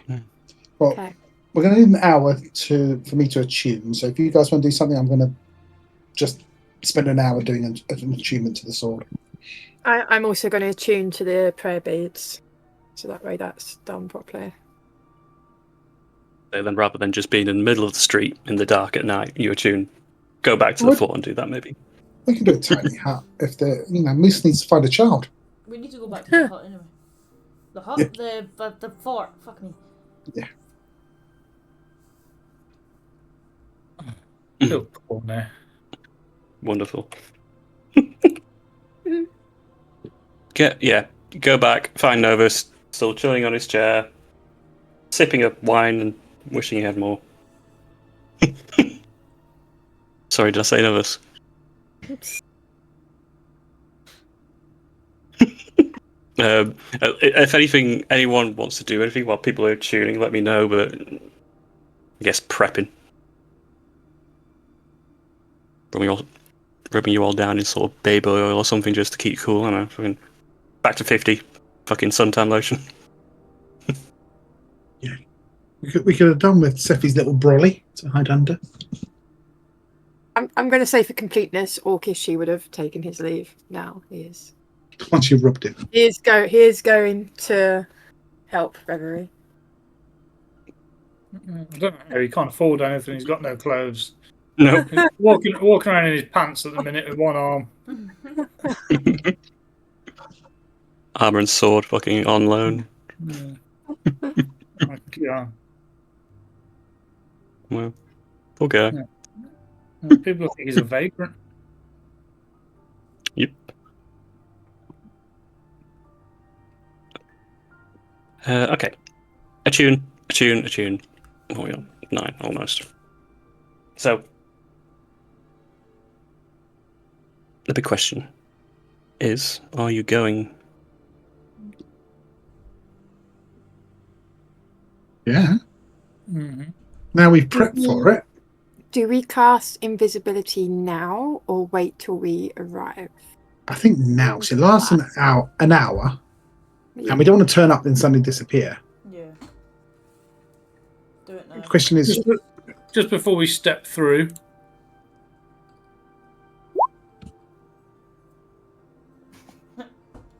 Plus charisma mod. My charisma mod. I thought you were going to shocking grasp someone. Everyone gets 12 temporary hit points. Oh, nice. A third I'm of gonna what I've wait got for my anyway. Mace. There you go. The legendary mace is waved around. Ability, yeah. Just give it a quick wave. And Are you doing in front of Novus? And if you are, I want to keep an eye on him to make sure he's not eyeing it up. Mm-hmm. How many people can you give for that? Yeah. I'm thinking of Novus. And enchant the wielder and allies within 30 feet. So everyone that fits within 30 feet. Do you consider Novus an ally? I mean, yeah. It comes down to you, doesn't it, as the wielder? Yeah, I suppose so, yeah. Lovely. Every little helps. Okay. With you all now set, then. Weapons, items, potions, everything you feel you need equipped for the plane of torment. Novus places his wine glass to one side and cracks the back of his knuckles, standing up, whereas... Okay. Well, I suppose see you all on the other side. Yes, I'll need you all to link hands for me. 1 second, I'm going to slap Moose on the arse and cast Greater Invisibility. I've seen him heal people. I've seen people heal like that, so he'll appreciate that. Hold. If you're casting that on Moose, right, and Livy's casting it on herself, Mm-hmm. You know how I said that I didn't want to use my potion right this very second? Because I'm stashing it for later. Yeah, but you can run really fast. Try not to draw attention. Be sneaky if you can. Right. Yeah, I've got little legs. Well. You're great. Novus will outstretch his hands as he sees two of you disappear and doesn't quite know if this is part of the plan. Whoever is taking Quill's hands will notice that she is shaking a little bit. Okay. I also would have changed my outfit into some rags with manacles and looking the part of a slave. Okay. So you're not invisible. You're just disguised. I'm disguised as a downtrodden slave with manacles. I thought you might be double dipping then, but I like to think anyone who's trying to find Liviana or Melvin to hold their hands is having a bit of an issue, but eventually we'll feel some invisible hands grasp them. Is Livy not six Moose? of you. Six of you link hands, and Novus will begin the chant, and you'll see a forked metal rod he's had in his hand as he's gripping the other. Seems quite expensive and quite useful, but he doesn't seem to have any sort of partiality to it. It dissolves into silver sand across his palm as the incantation comes through. All you see bright, flashing lights, very quick strobe-like white, red, white, red, white, red, faster and faster until the white and the red merges together. Pause for effect. Hold on.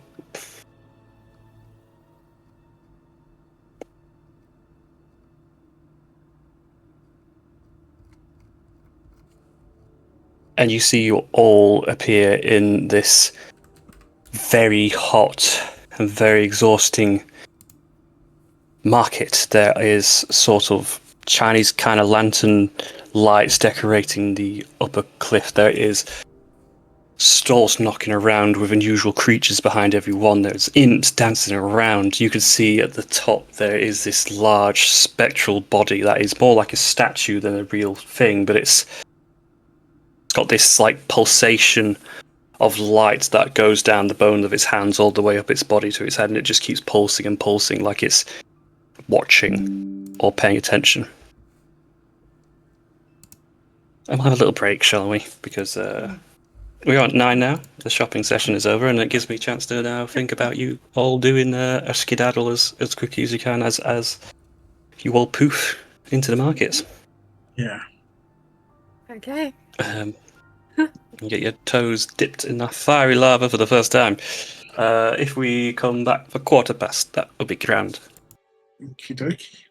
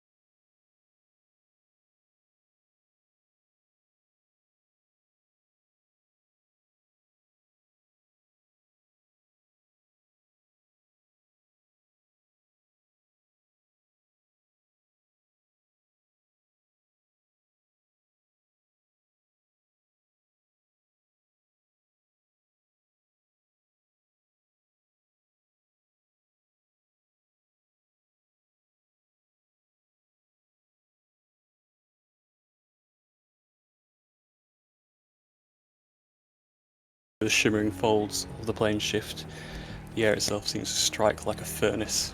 Torment sprawls out before them, and its twisted horizons a haze of scorched iron spires and rivers of molten stone.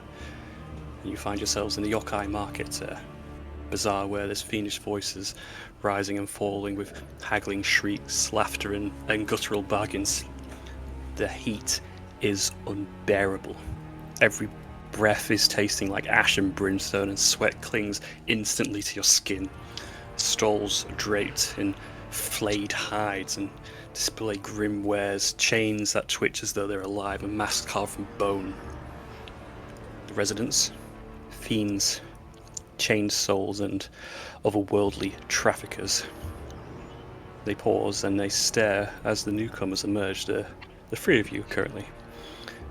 Hungry eyes are following you for the moment and measuring your value.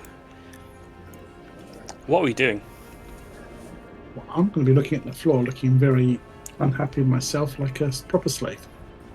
Yeah, I mean, the second we get there is I'm going to use a charge on my bow and put my speed up to 50 for the next 10 minutes. And look at Quill immediately, like eager to, like already like ready to, like foot forward, ready to move. Yeah, Quill is very much in how she would have been navigating around here normally, like head down, trying to keep out of everybody's way, trying to look like not even worthy of notice or attention, like that lowly. As she tries to quickly get where they need to go, and she's just hoping that everyone is following. So, Novus is going to go invisible as well. So I'm not going to ask for those who are trying to deceive in performance. I'll need both Nim and Quill to do a performance with advantage, given they either look like or have been here before. Failing, you just can roll a flat. Yeah, I mean, if Quill's not moving fast, then I'm going to try and be as stealthy as possible. Fuck, that was nearly a nat 20. So we'll take into consideration, because I think you're faster than Quill. I mean, I've just put my base up to 50, so... 40. Yeah, so you'll be faster than her. You'll be faster, but you're following Quill now? Yeah. Even if it's a case of that I'm going to maybe stay tucked in at the sides. So not directly behind her, but stick to the sidelines to be as hidden as possible. I think Quill just wet herself. Yeah, she is not enjoying being back. Is that an advantage? Yeah, I rolled a 1 and a 2, and my charisma is -1. Oh my god. Freak. Told you I was she's just not doing the good numbers at wrong. talking. She's... Holy. I got 17. Yeah. I'm just checking the area for those who can see invisibility.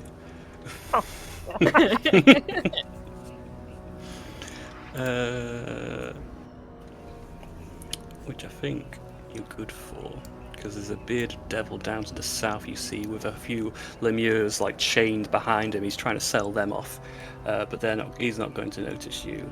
There's a couple of Merigons dotted around, the sort of like small homunculus sort of soldiers of hell, and they can't quite tell the invisible folk either. I don't think the imps can neither, so you're all set. Quill, you've maybe spent one too many days on the mortal realm and tasted what true freedom feels like, and it shows. Your skin is more vivid and alive, and though you're trying to be keeping this head sunk and low and just the mood, you're trying to remember that mood you had and you could never shake when you were stuck here yourself.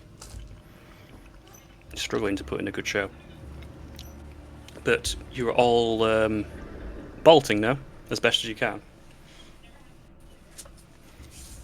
Is that right? Making sure I'm holding, or hopefully Livy and Moose are near us. I'm going to go for it.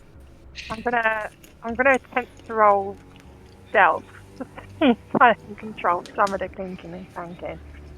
If it doesn't go well, then she's just gonna bolt in whatever direction people are moving. I'm trying to remember. So the stealth with invisibility is advantage, right? But then you've got heavy armor. I'm not sure if it's a flat roll, even though you're invisible. I just need to double check. Yeah, Probably. I didn't even know that you would get advantage. So yeah, and any I help just want we to will double do. check. They don't stack, so you could have like 100 advantages and 1 disadvantage. It's still flat. Yeah. Because you make noise, you are invisible, but noise is something you can't mask. Lovely. Let me hang on. Flat one, yeah. Okay.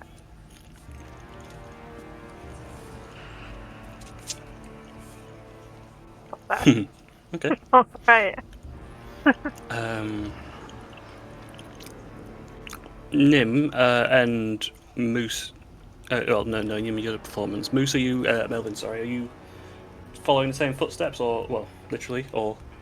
I mean, yeah, I'll just be following the people I can see. Yeah. Are you wanting to be as quiet as possible, also, or? I know. I think I need to dash to keep up, so because they're pretty quick. Okay. So, Quill leading the way in false sunken appearance. What's your movement? You're dashing now. Yes, my speed is 40. If we consider that you will know the direction, so to the south of the market, there's this alleyway to the left, which is going to quickest lead you out and towards your brother's and your prior abode. 40. I mean, the other guys can't move that fast.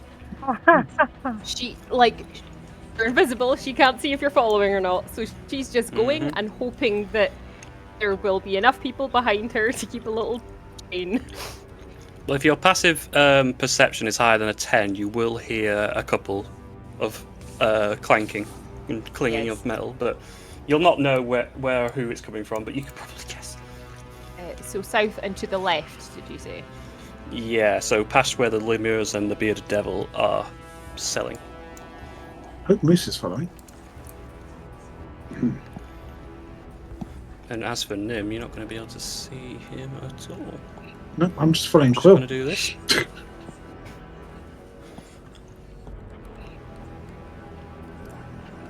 As you all quick to make your way out of the market, I'll not make you. I'll say then, as a group, did everyone dash? Anyone who didn't dash can make a perception roll. Otherwise, everyone's going to be focused on running as quickly as they can. But I think everyone's put their. I don't think I would have dashed. I mean, are you dashing, Quill? Are you doing 40 dash? Mm-hmm. Her whole thing has been run and hide. That's her entire strategy. I think. Yeah, I think I'd have no choice but to dash then because. Well, can I repeat? You want to keep up? Yeah, unless you were taking passives, if we weren't actually looking, then it's. Yeah, I mean, my passive perception is 17. Yeah. Well, mine's is 20. I will consider active just because you. In my head, you're all running frantically, trying to keep out of sight as quickly as possible, head forward, following Quill. You're focused on Quill, giving you direction. So that's why I'd be asking for an active in this circumstance. I think I'll be chasing Quill like I'm trying to catch her. Like maybe she's the bad guy. Maybe my master sent me to capture her, kind of thing. Yeah. Okay. I see Melvin. You've not moved. I just assume you're just keeping up the pace as well. Yep, I'm just going to be dashing to try and keep up. Yeah. Cool. Okay. Well, this will be interesting to see how well this loads. So as you come out the streets of the market as quick as you like, and we'll say Quill will pause for a second, giving the rest of you just a moment to either be caught up or assumedly caught up as you cannot see. We'll put you in the streets of Anguish itself. You may need to zoom out to find yourselves.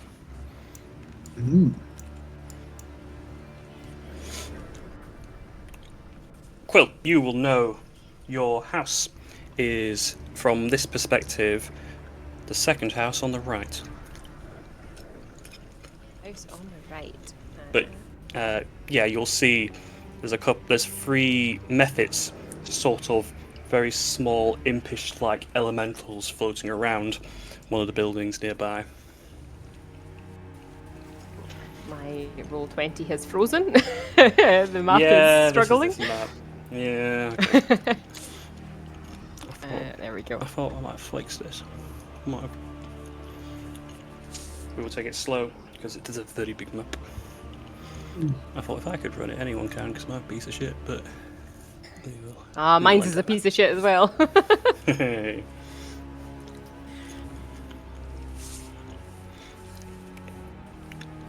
But as you're quickly running as you can, I'll say the group will not see anyone chasing or following. You are getting looks, and the Mephits on the side who are having a conversation between themselves will notice and stop mid-conversation and see a few of you making this run. Yeah, again, I want to look like I'm chasing her for a purpose, rather than running just for the away from something. Yeah. So, like this one? Yes. Or yeah, cool. Spot on. I think the fact that she left and she doesn't know for certain whether her brother is still here or not would make her knock on the door rather than trying to just walk in or anything. Okay, that's very fair.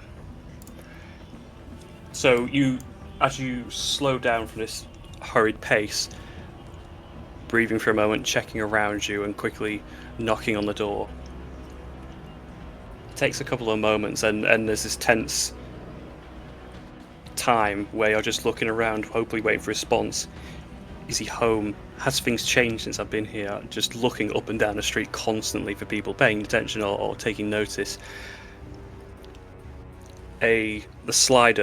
The view slider from the top of the door opens wide, and you see a couple of beady black eyes with red skin poking through, and there is familiarity to it, and they look at you. Quill, what in the hell's are you doing here? Just open the door, we need to get in. Yeah, he's already sliding the bolts across and getting the door open. She doesn't even wait, she like barges past him. Pardon me, sorry. The door open, I've got a few friends. Clank, clank, clank, clank. It's comes in. I will say, as those of you who are invisible step through, he does follow you with his eyes. You will notice that. Why are we running in this heat? Slams the door closed and puts the bolts on as quick as he can.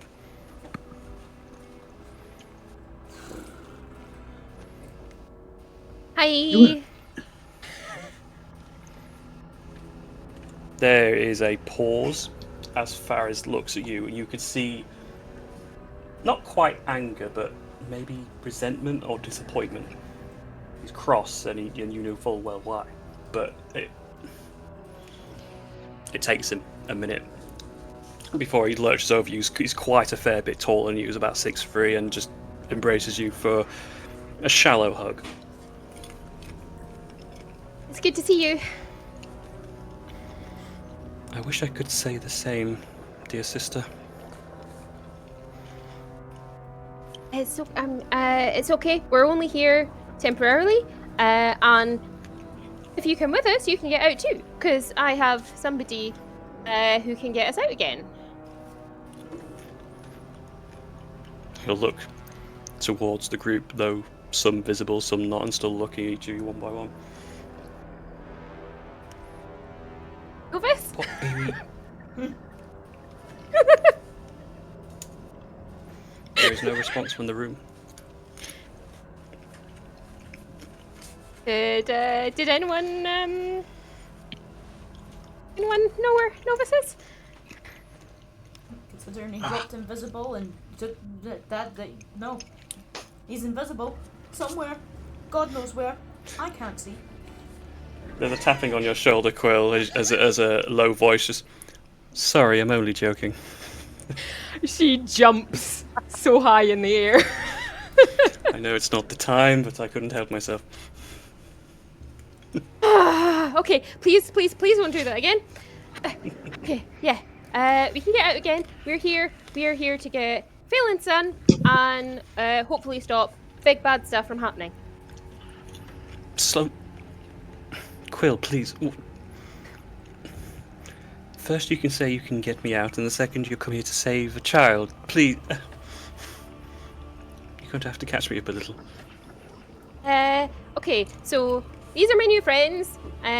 Everybody, this is Thars, my brother. So they found out this whole thing about this cult and they want to do really bad things and like install some old gods and like kill Zazel, and it's all very bad, and there's a big hole in the world now. There's a huge hole, and that's not really good.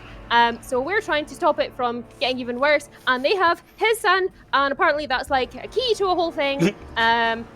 She just rambles. He will, mid your ramble, like place a finger to your lips, not like physically pressing it, just like as a to like give him a moment. And can I see your book? Yes. If you all can just give me 5 minutes, this will be the quickest way of me understanding. And flicks through. She will help show him like the pages that he will need caught up on. Yeah, he's already flicking through to the most back pages and expecting it to most be the more relevant things, and eyes go wide at certain illustrations, etc.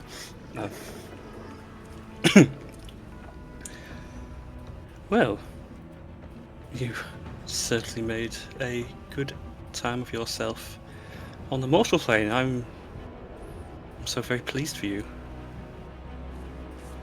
And he can get us out, so you can come with us when we get out. Well, that's certainly an idea. This friend of yours is nervous, yes? Yes. Pleasure. And they both reach out hands, and it's a very cold handshake. Nervous, staying quiet, and just sort of stands to the back and lets someone else take the lead on talking. Okay. Well, I wasn't expecting guests. Certainly not anyone friendly. Apart from my sister, hands up if any of you have experienced the hells before.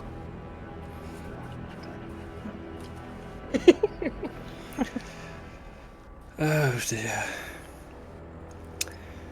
What? And we'll check you all now and see your faces, and there'll be like sweat building on a few of you. How are we all managing the heat? I'm a pasty elf. What do you think? Well, you're not passed out, so that's the first good bit of news I've had. Maybe a word of warning: if there's anything metal around, try not to touch it, or not for very long. It'll burn your hands very quickly. Second note: don't stay outside for so long. There are many reasons not to do so, but after a while you just simply lose your mind, and well, someone will probably try and take advantage. I do hope, Quill, you've explained some of this already. Yeah, I gave them the basics. Run and hide. That brings me to point 3. If in doubt, run and hide. There's not a lot of reason to fight anything down here unless you know you're going to win. And, well, knowing's the hard part. Now, Quill, what was the reason why we can't leave this instant if we have a way out? Because we need to get his son from Sierra Madre. The casino? Yep. That time away must have sent you mad. You must be joking. No. He'll look to you, Phelan. Your son, you believe, is in the Madre? That's what the letter we found police say anyway. I'm so very sorry.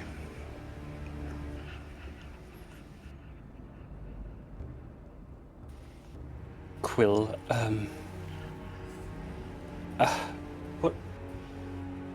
Do you have anything in mind? Last I heard about you, you were traveling on the oceans. Now you're... what? A hero? An adventurer? What? Well, I'm following these guys, and they're giving me ideas for my story. Oh, yes, I do remember. How is your main character doing?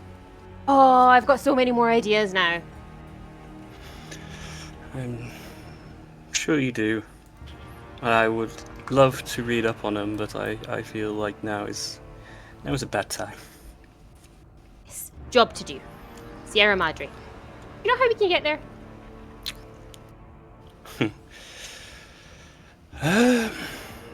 I know it's in the divide, and you could see the lights, but it's possibly a couple of miles into the desert.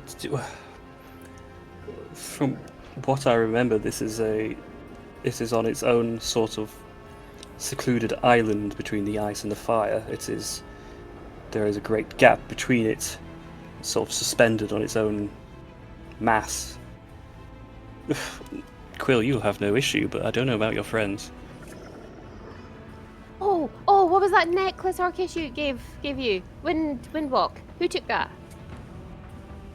Well, I've got Trebi, and one of them does in fact have a windwalk belt in them.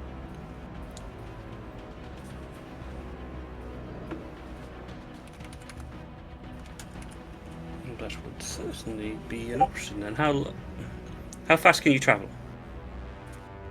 Oh, so while we're in this form, as I understand it, we can fly about 300 feet and hover. Naturally, it would be very resistant. It takes a minute each way to change into this and then change out of it, but other than that, it's very fast. Very fast. It seems this spell alone makes the travel portion much easier. You will likely not suffer any of the ill effects from the divide. As for the casino itself, I don't have an intimate knowledge of it. However,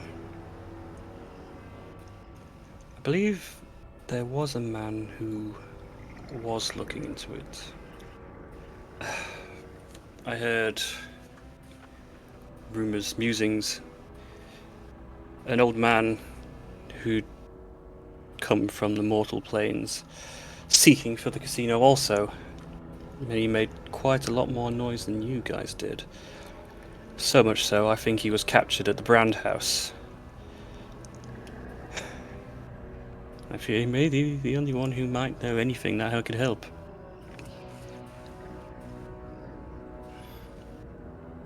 Do you know how long ago it was? Less than a day. He's been on the plane for longer than a week, and I don't know how well he's been surviving, but he has been doing so all the while ranting and raving of how desperate he needs to get to the casino and how much he was willing to pay those who could take him there, but no one took him on his offer, and I think eventually Malice took him. He's the lord of the Brand House, after all. Do you think this could be Radagast? Quill is just looking at everybody. Could well be. Yeah. If it helps, the name thrown around was Elijah, but I guess it could be a pseudonym.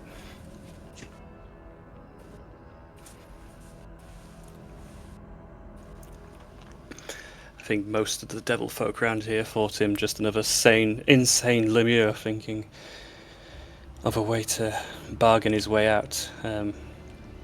But the fact that he survived as long as he did suggests that he has quite some power to him, and knowledge also.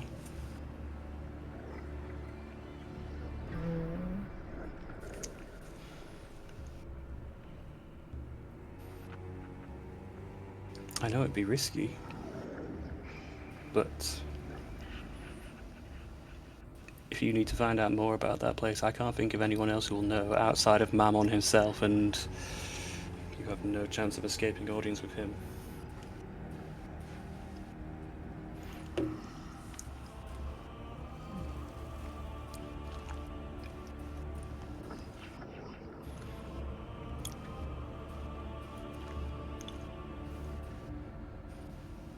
What do we think, anyone- gang? Is it worth the risk to try and get him out?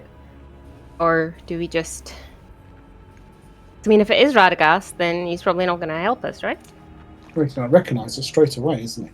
Hmm.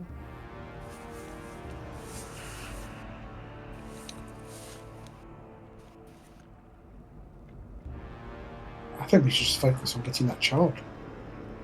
Getting the hell out of this place. My cheese is ruined. My wine is ruined. You didn't have to take it with you. You knew it was going to be hot down here. Yeah, but someone would have eaten it. I thought melted cheese might be nice.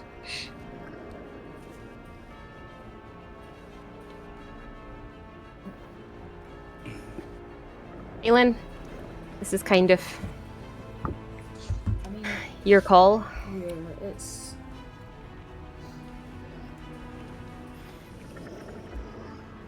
Do you think it would give us a better advantage if we did it?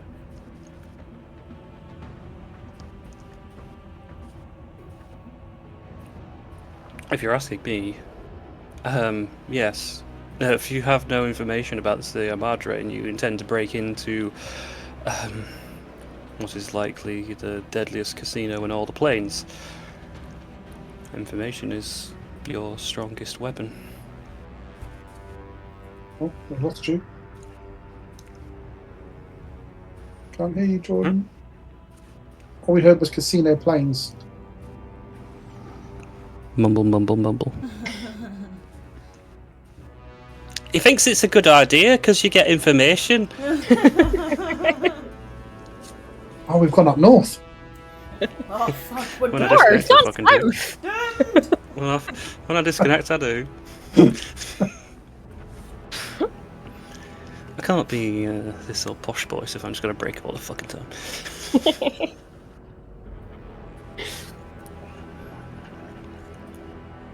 Okay, well, if we get information, it means we have to stay in this place longer, which I don't like. Well, we didn't know how long we were going to be here anyway. We just need enough to give us some bargaining powers.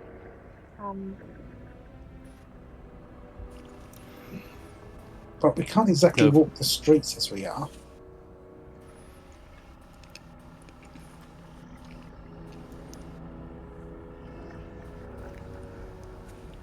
Well, I have a decent standing here. I could, if you were also willing, have you in chains and take you to the Brand House. Can we brand moose first?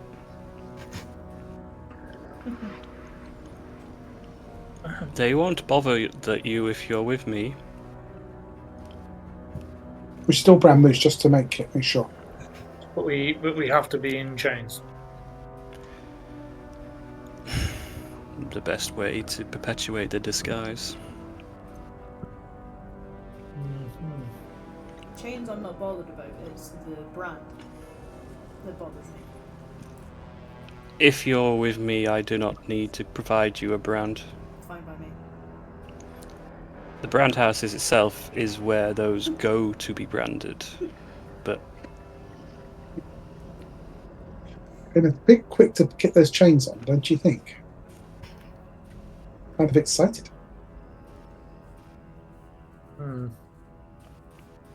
but it is a large manor there. I can probably get you in the door, but after that, it would be dangerous, you know.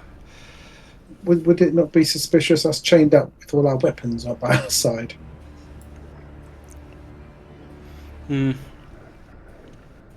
From here to the brand house, you will have to bypass the zealot cell skeletons. They won't pay you no mind. I think the brand house is a couple of Merigons. I could speak through them and they would understand fine. once you're in the courtyard of the brand house, then it would have to be down to you. Yeah. The quicker we get out of this place, the better.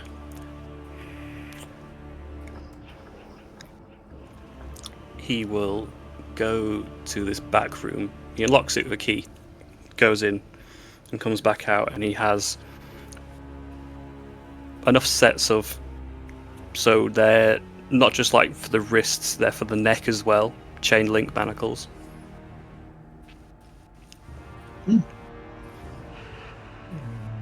Are they made of metal? 'Cause they're going to get really hot. They are made of iron. Ouch, ouch, ouch. Do you remember? We knew this wouldn't be comfortable down here.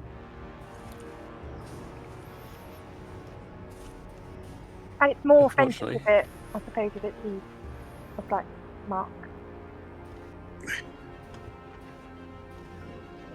Okay. Let's do this.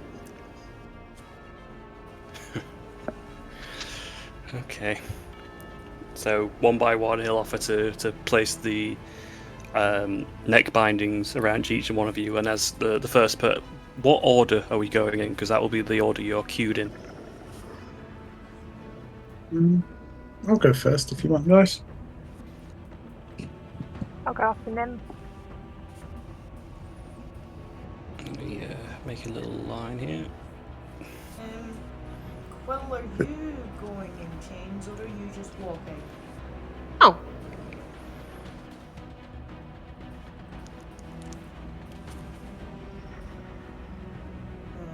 Okay. Moose, are you wanting to go next? I'm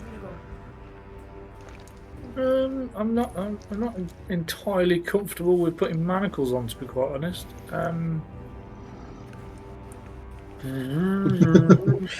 Yeah, me and Livia are dying to get chained together. Get down. Come on, guys, it's fun. It's Okay, not that kind Melvin, of chain gang. if Tharis has come up with a plan, you know it's a good one. Yeah. I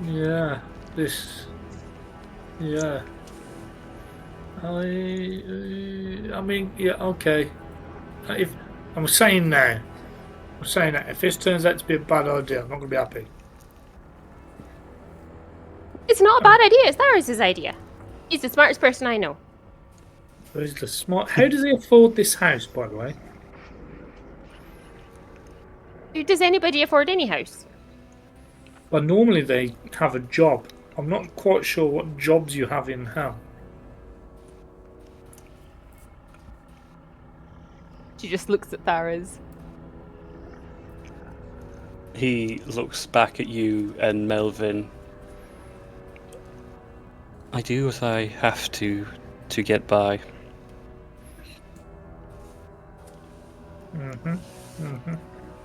Come on, you were going to Trust me bring when an I orphan. say this. There is no other way.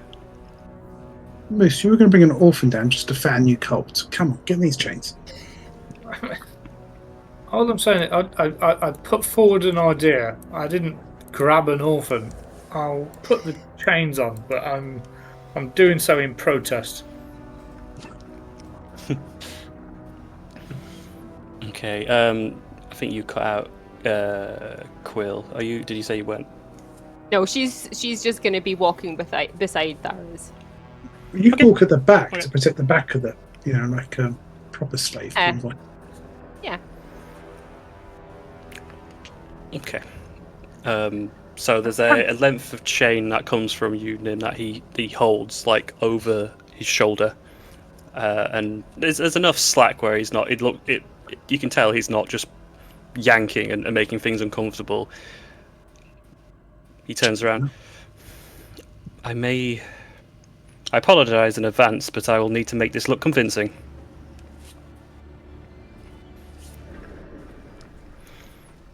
Unbolts opens the door. Toot toot toot, come on and do the conga.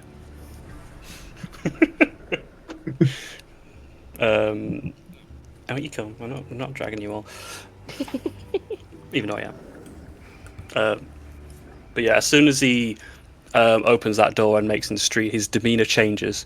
He is cold-eyed there's a little jerk to the chain pull, and since the chain travels through all the links of the necks, apart from Quill, you'll feel like this sudden urge forward. Because Moose is short, because he get hung slightly. There's enough slack. I'm not daft. Stood between two tall people. Fuck my life. Don't think this fair. But yeah, makes his way down, and the magma mephits that were talking earlier look towards this chain. Varys gives a look over and simply just spits at them, and they go back to talking very quickly. There's almost a tinge of fear that comes from him as he spits back at them. And we'll continue through the streets of Anguish.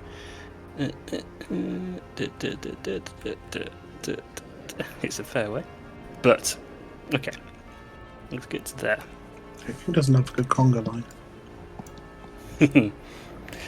As you now see on the north side, this huge palace made of obsidian rock and broken stone, seemingly the main castle, or at least whatever the town of Anguish pray to or reside to, as this sea of skeletal zealots, because they're all sort of on their knees on the floor in their praying stance, like bowing up and down towards the steps of the stairs.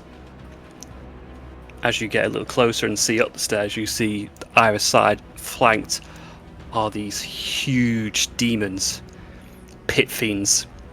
They stand about 10 foot high, massive wings, broad shoulders, and they're both holding these massive great swords, flanking either side.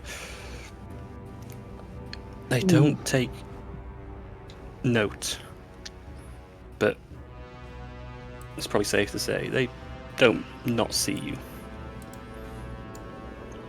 As Varys pulls again to get your attention and keep you all focused on the task at hand, rather than taking any sights. Bring you to here. A couple of the Merregons, the fiendish sort of militia here, flank either side this large double door. Smoke rises from chimneys in the background. It's quite a large sort of manor house, and the gateway seems to open into a courtyard, or it seems like before it gets to the building proper there's about 30 feet of open air. He looks towards the Merregons. I've got some offerings for Lord Malice. Let me through.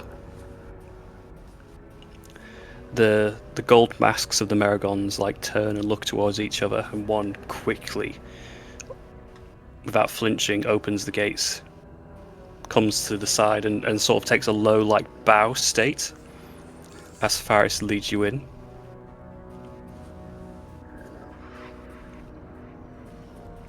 Hopefully all in tow. Yeah.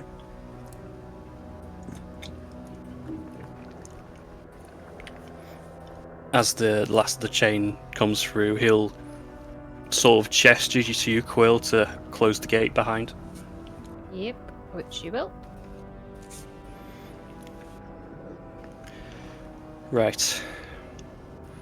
This is the courtyard. And he will start unchaining the link that goes through all the necks, because it's going to take a long time to take the manacles off. He'll just do the chain to begin with, and if anyone needs to do the necks, he'll give you the key to do so, but it'll just take a bit of time. He'll be pressing that. They haven't got long. Varys can wait out here, but Lord Malice will be inside, and he has pets. Large pets. Try to avoid them. If in best, try to avoid unseen. I don't know where he would keep a man. There is no dungeons here, but Malice is cruel. I suppose you have to think how a cruel man would. I will do my best and hold the gate, just in case the guards get inquisitive, or if anyone comes in the courtyard asking questions. Thank you. Don't thank me yet, sister. We're not out of here yet. We will be. We'll be fine. Where's that optimism? That's new. Well, things can be better. I've seen it. I look forward to.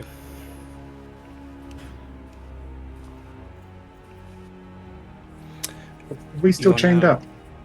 Nope.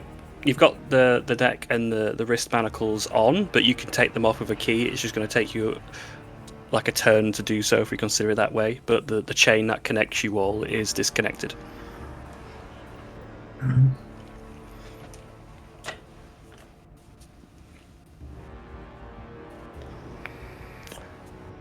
Should we continue? And we've got this far.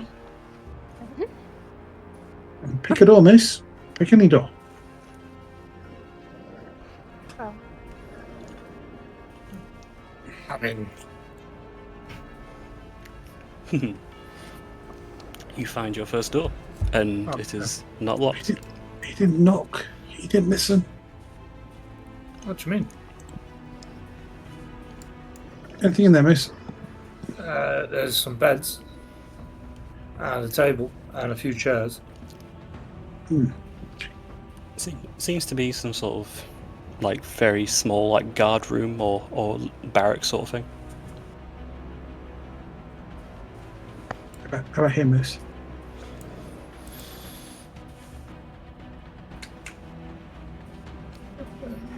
Anyone else want to open the door? No, just me. I promise yours. I promise I would put myself between you and danger, so I can do it if you want. I will let you. Haha! And I'll take a step to the side. She will open the door. Or try to. You will try to, but as you turn the lock, it stops, and you realise it must be locked. Got a locked one. Anyone good at picking?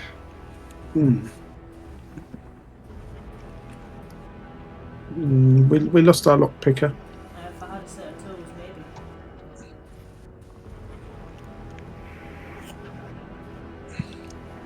maybe we have to like come back for that one or not. There's some larger doors here. Isn't that where that Malice is supposed to be? Okay. Go, Moose. Go, Melvin. You know what to do. Why didn't we just break the lock? I mean, I can try and break open the door. It just won't be quiet.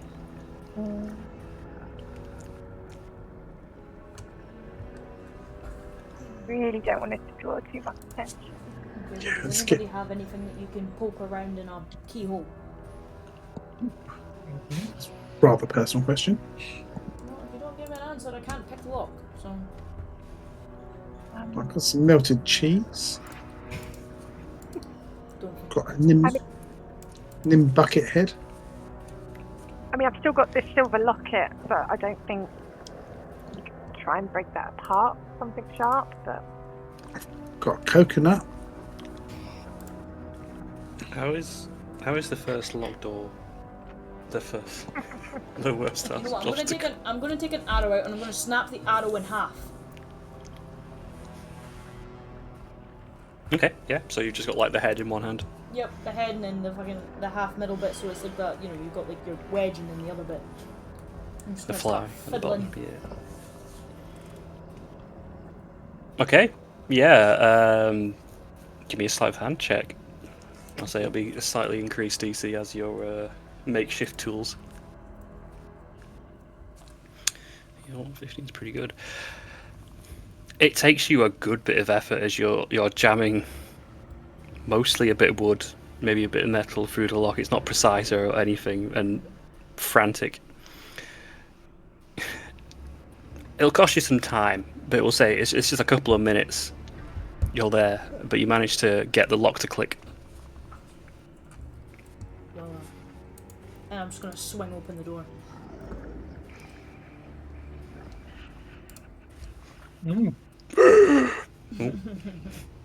You are met with what appears to be a hallway.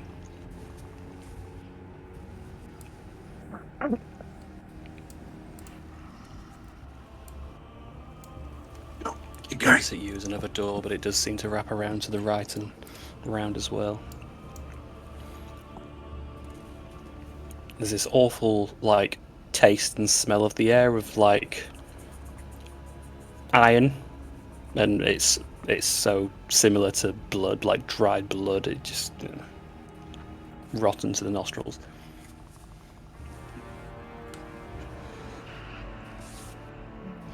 Do we want to start at one end and work our way along? Should we maybe just listen to each door, and if any of them sound promising, just pick out one?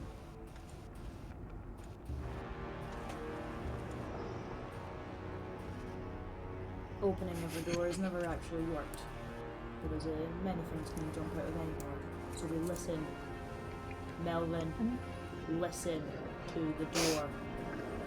I'll let you do it. You're better at that sort of stuff than I am. Your ears definitely look like they're better made for listening.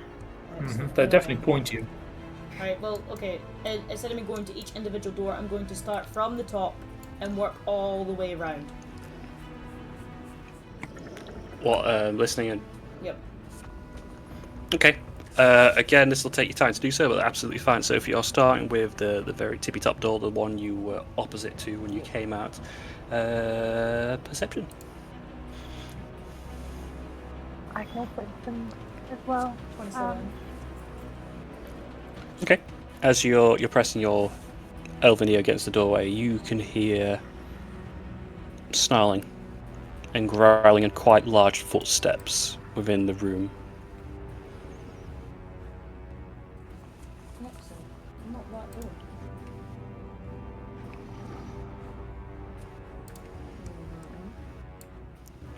So you've been here about 5 minutes so far. Just going to continue on. Okay, same again.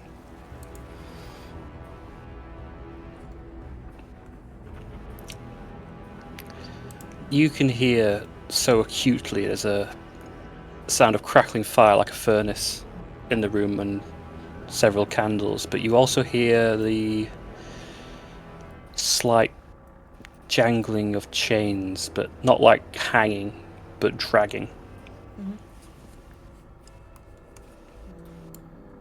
I'm missing the one that Moose is in front of, because I'm assuming that's going to be the link to the room opposite. So we'll go straight down to this one. Stealth vision. Yeah, go ahead. 28. Okay. From this room, you can hear this very faint voice, but it sounds like they're speaking a tongue you're not familiar with, but there's conversation, and it's followed by like scratching and little footprints, like scratches. Yep.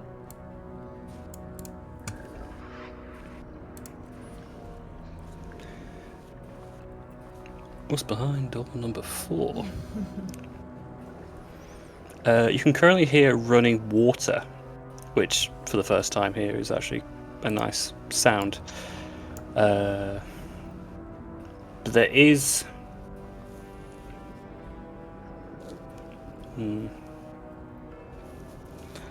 It's flapping. Flapping's the best thing you can pull it to. It's like leather being pulled taut or wafting. Right. Find the door.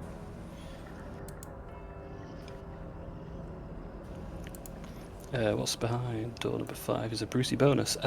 You hear nothing. This is taking too long. Well, would you rather we just opened every single door and bumped into everything? Because the door right across from the one we just entered has definitely got some form of animal in it. It's snarling and it's growling. That door's a no. Do not touch. It's taking too long. Alright then, you know what, I won't even tell you the rest of the doors. Pick a door. If it's taking too long then, pick a door. Phelan, please, tell us what you heard. I think everyone's just a bit on edge. That door up there, it is fire, like flickering of candles, possibly a fireplace, and there is someone in chains. There is rattling of chains. If there's fire, that could be the room they're doing the branding in. That's what I'm thinking. This room here is there is something speaking in a tongue I don't understand, but followed by smaller, scratchy kind of feet. The door we're all standing in front of, there is running water, but there's also like a flapping sound, but like leather, kind of like, you know, like pulling a belt together perhaps. The idea of water is really hot. But also, are we looking for cruelty?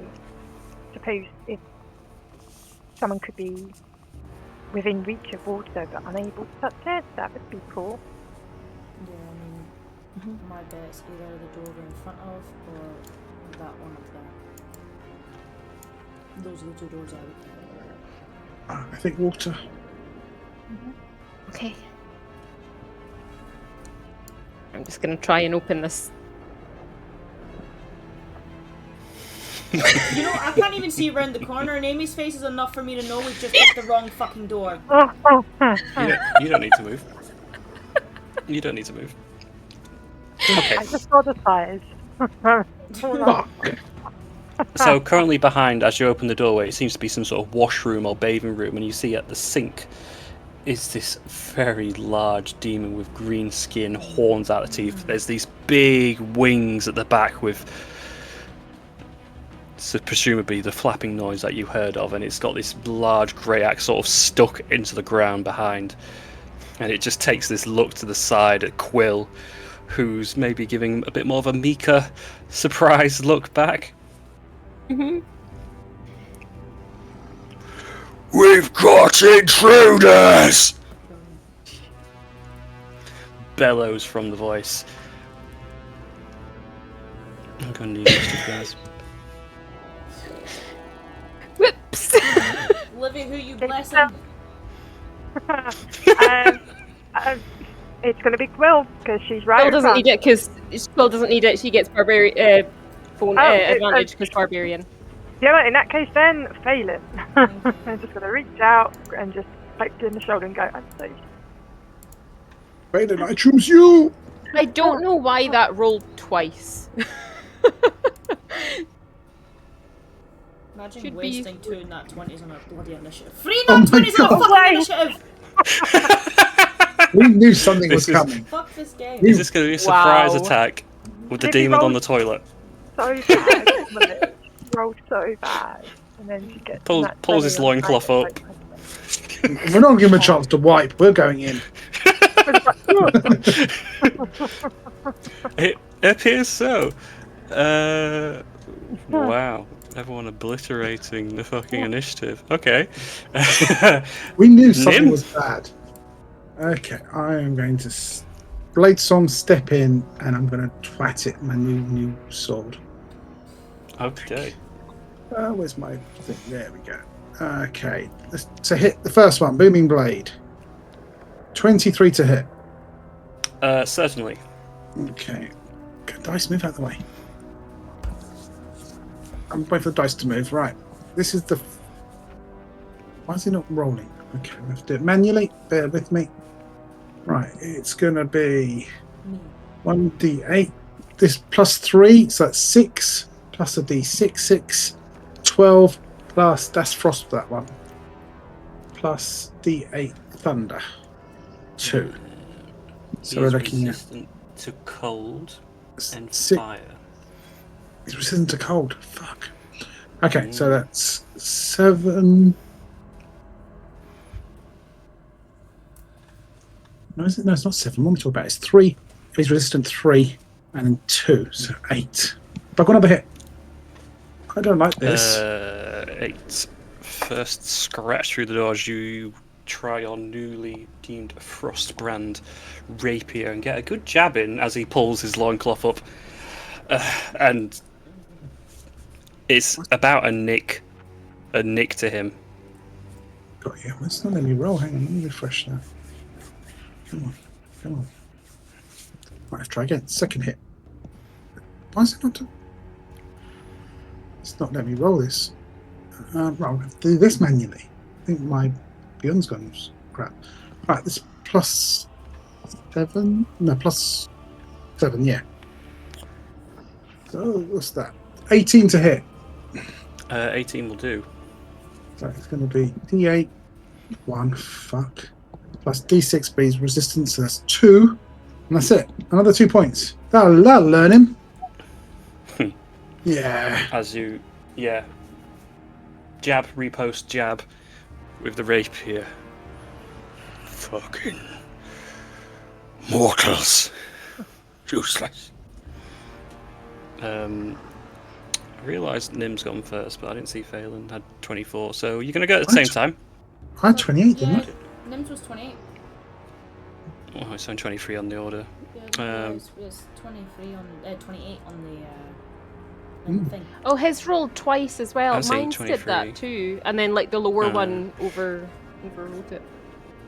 Hang on, let me refix there. Well, right order still, don't worry about it. Phelan.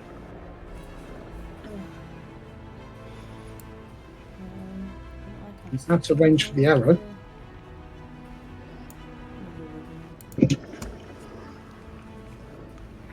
Yeah, I mean it's I've taken a shot over Quill's head. I'm not getting any closer. Yeah, that's not another one. It'll be fucking you if you don't behave. I stepped out of the way. Yeah. Well, bonus action Hunter's Mark. Yeah. You can concentrate, and it has the mark. Yep. And I'll take my shot. With Nim standing there, Making now, friends. getting the Sneak. Yep. 27. Yeah.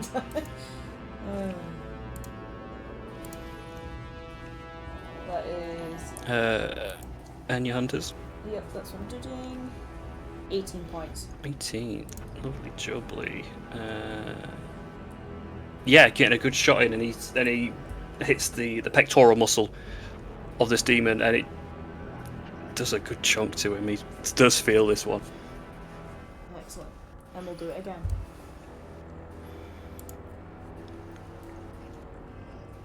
$25.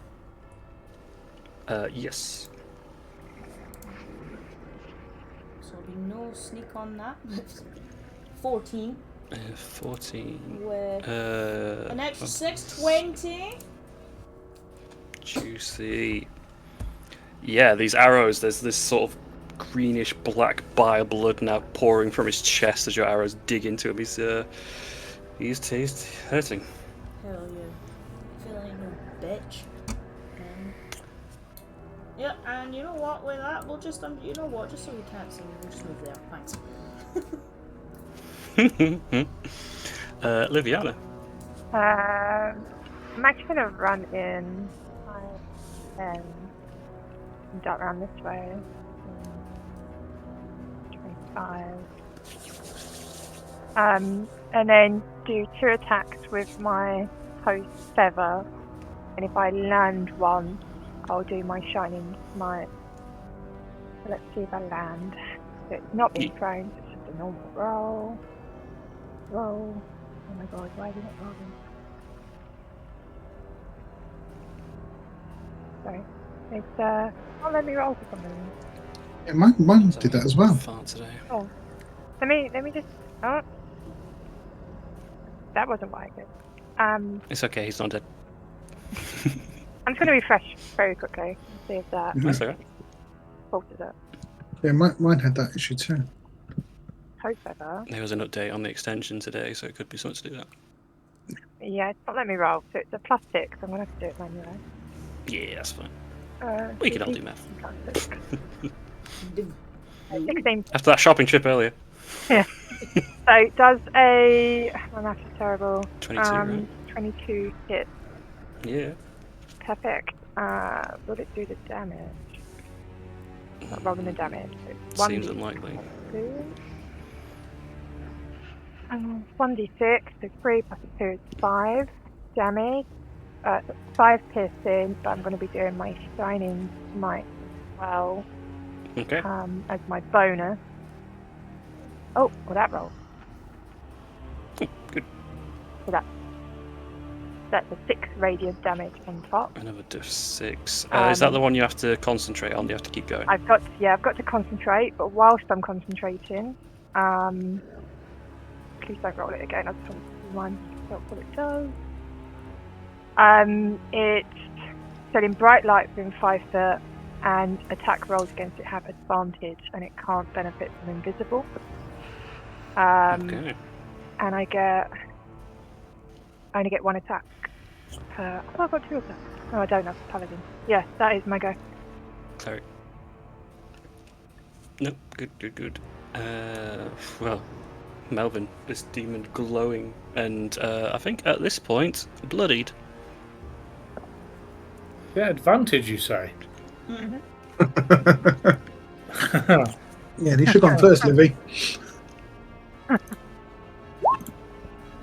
A 16 to hit. Ooh, 16 does not hit, I'm afraid. There we go. That's me done. Unlucky. Okay. Okay.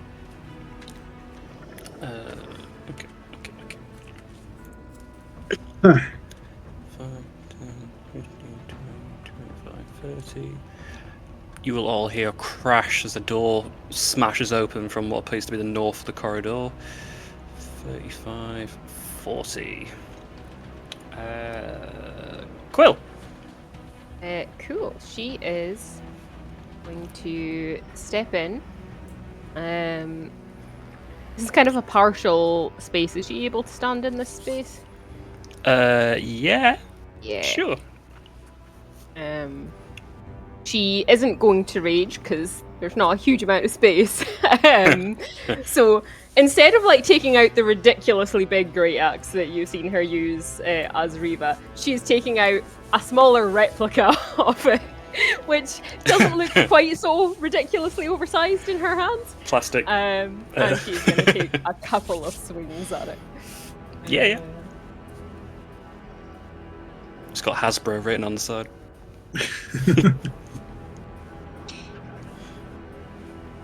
Nerf. Rolled on D&D Beyond. Is it going through to thingy?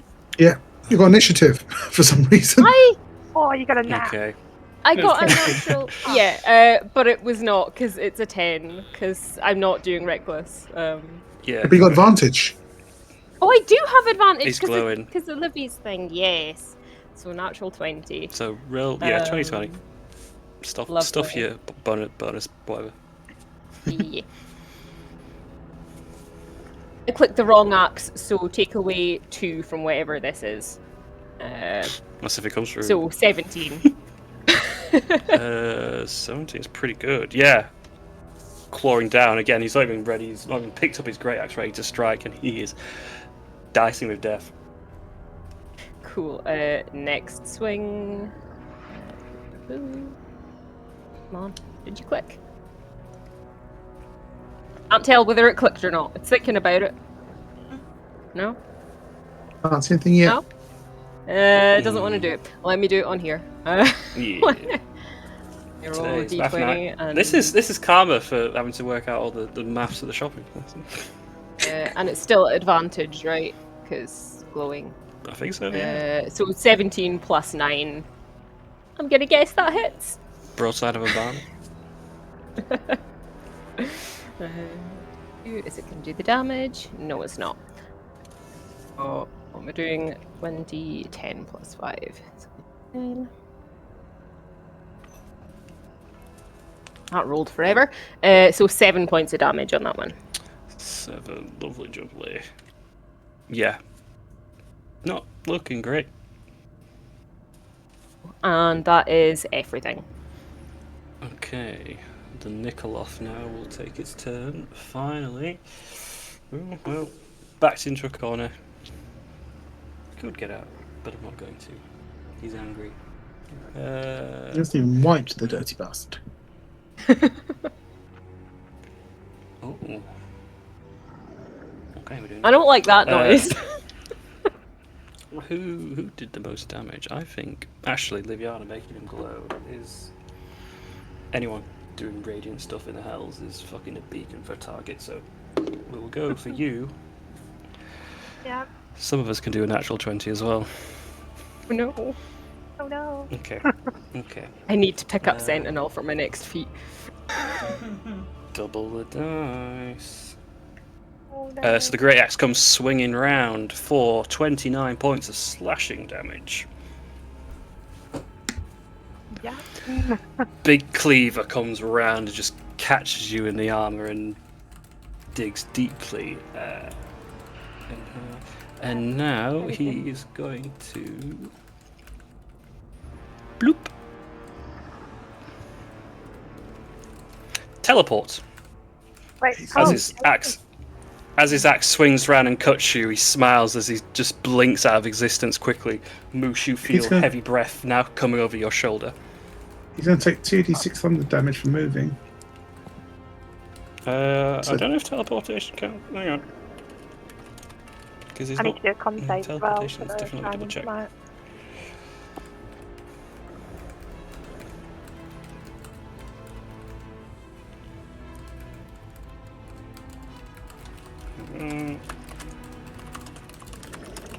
Teleportation. No, moving and teleportation are not the same because moving involves physically travelling through. He's not going to trigger it, I'm afraid. Let's give him the old-fashioned way. He's not invisible though, is he? No, he's not. He's just teleported. If you've lost sight of him, that's because he is not near you right now. Yeah. I need to do my con save. Yeah. Well, you got 29, so that is a 14 DC. Why is it? Pass. I don't understand why. Oh. Yeah, If you've got advantage, you're 18. If you haven't, it's 8. Yeah, I don't. I don't know why it's done it like that. It's not done it like that before. So I got an 8, so it fell. Yeah. That'll snap free then, and the glow, or the shine, or whatever. I don't know if that's for the round, or is it while you're concentrating? You'll have to let me know. It's while I believe it's while I'm concentrating. Yeah. Okay. Back to it then. Nim. 10, 15, 20, 25. Come back, you bastard. Right, let's fuck this guy up. He's hit Livy. Right. Just want to do this bloody... Right, there we go. First attack. The booming blade again. 17. 17 will not hit. Second attack. 26. Yes! Okay. And let's see if this works. This should be the damage. So it's 7 for the first bit, which is then 3 cold and 5 thunder. But the cold is the 3 already reduced? Oh. No, I've just done the okay, so rolling thing. 8, 13. Yeah, 13. Coward. Lovely. Yeah. Anything else? 2 attacks is all I got. Okay. Phelan. We're moving back. Oh, come to the door. Oh shit! I'm between it and Phelan. Oh god. Tactical This position. guy. 2 shots. One for me and one for Moose. 16 doesn't hit. Nope, sorry. Bastard. My sneak. Well, they can Try add to push your avoid friends. second one. 18. 18 just does it. You can give your sneak to your second attack. You don't have to put in your first one. Sneak only it will only apply to the one that hits anyway, as long as a hits his. 15 damage. 14 plus 1, 15. From you, he looks like he could probably take one more hit now as all these gouges and cuts are in his chest. What's happened again? She needs it for the stats. Come on.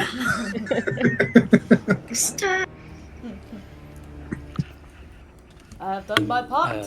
Let it move back. Lovely. Sorry, Liviana. Yeah. I'm gonna this time throw Poe's feather So I need to gain an extra +2 to whatever I roll. And it's not going to roll, even though I've refreshed both We'll apps. just have to use Roll20 for now. It's the extension, most likely, after the update. Yeah. It's alright, it might fix itself next week for all we fucking know. Could be a plus. Oh my god, a nat 20! Hey. So 28 for a nat 20 to hit. Yeah. The damage then. We can not roll lots of 20s, so that's fine. I got one on you, it's not... That's gonna So that would learn. be Oh, well. 3d6 plus 3 then in total. If you roll the 3d6 and 14. the number is... Oh yeah, so that'll be 24 The 24? plus number 2 for being thrown. So 26. 24, 26. As Moose and Nim ready up for their next riot strike, your black blade swings straight through and flies true into the Nikolov's head, straight into the bullseye spot in the middle of the forehead, and it will drop to the floor dead. Well done. And the Raven will swoop back and come back and land on my shoulder. Nicely done. Do you think anything else hurt? I think I can hear something coming from the top, north. Oh, to be high? I don't think hiding's going to work at this point. Oh, okay. We'll be fine. Stand your ground. The rest of my Moose. movement to get it. Melvin, stand your ground.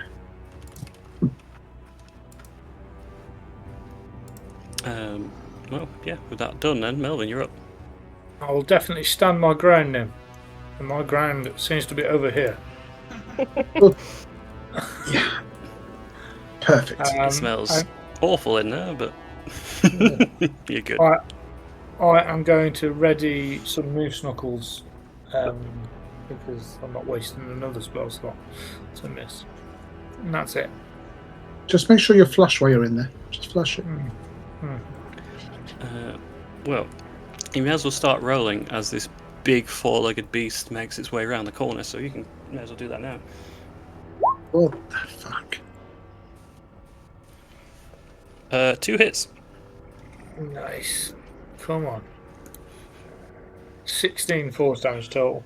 16 force damage at this quadrupedal beast with white mangy fur prowls around the corner, and 2 Eldritch Blasts instinctually come from your palm and nail the thing. But that is 5, 10, 15, 20, 25, 30, 35, 40. It's like sprinting towards you now, like a galloping horse. Now meeting you, Nim. We have 2 attacks, so we'll do that. The first is a 2, and the second is a 25.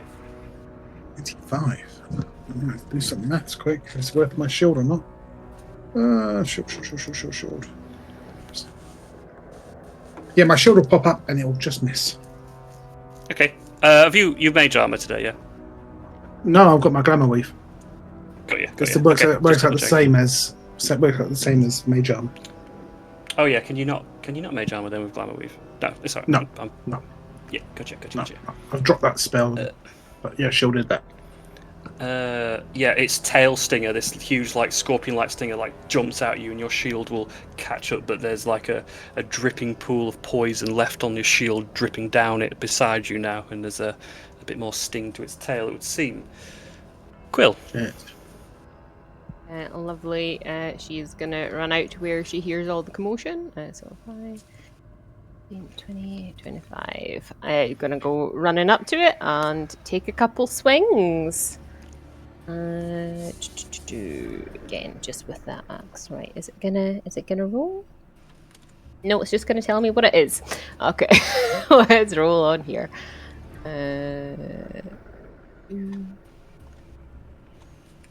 So 15 plus 9, so 24 to hit. Yeah. Lovely. Yes. And doing the damage? No, it's not going to do the damage either. So that's 1d10 plus 5.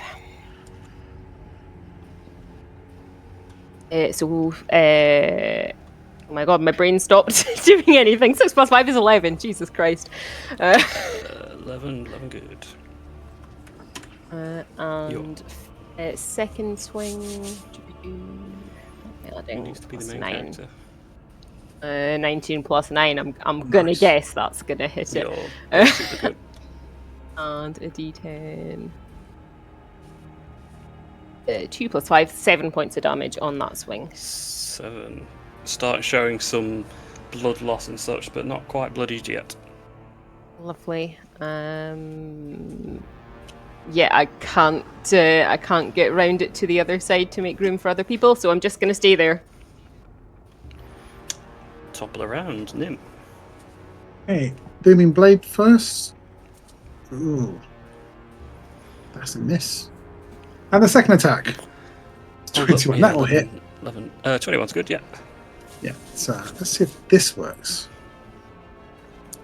What the blood? There you go. So we got 8. That's all. Should be it. All. That should be all of it. Resistant to cold also, so we'll drop a point. But 8, 9, 10. Yeah. It's almost bloody. That's me. Phelan.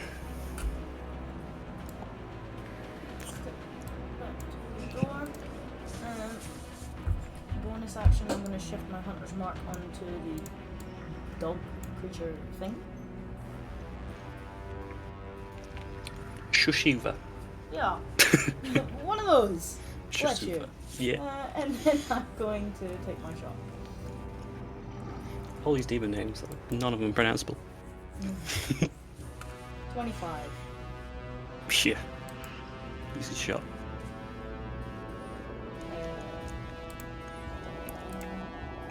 15. 16, 17. Oh, have you moved your hunters? Yes. Yeah. Yeah, that's why I said the bonus so action to shift that bonus. first. Yeah. And then I'll just take my second shot. Bloodied.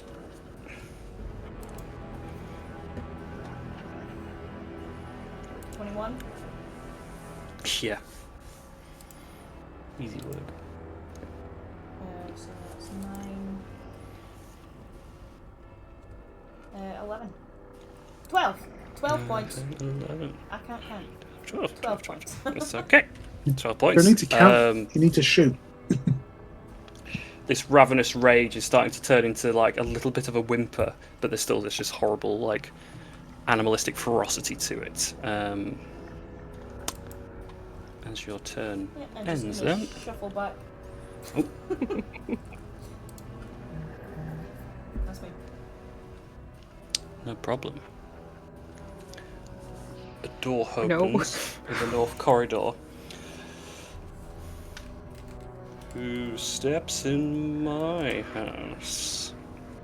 As the sound of chains being dragged behind someone slowly makes its way, echoing through the chambers of the north corridor. Now, as you all look up, there appears to be chains hanging from the rafters also, and they sort of jangle and move, but not like the wind's blowing them, but they're unequal and aggressive.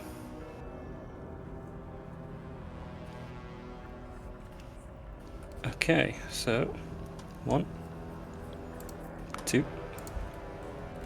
3, 4. No. They wrap down from the ceiling and just sort of wobbling in place, and they look like they're looking to lash and strike at you guys. But currently just providing interference. Liviana. This is saying what I wanted to do.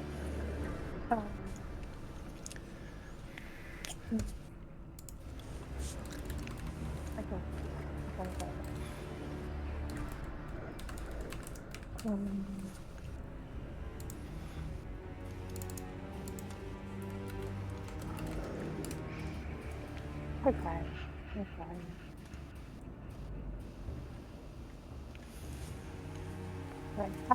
I'm with all the change here as well, and a creature, and someone else is come in as well. She's going to attempt to cast Spirit Guardians. If that will go through. Okay, just roll. At least. So I'm going to need remind myself. It's a wisdom saving throw of 15. They will fail because they are chains. Lovely. So the creature, any failed save takes all the 3d8 radiant damage. Yeah.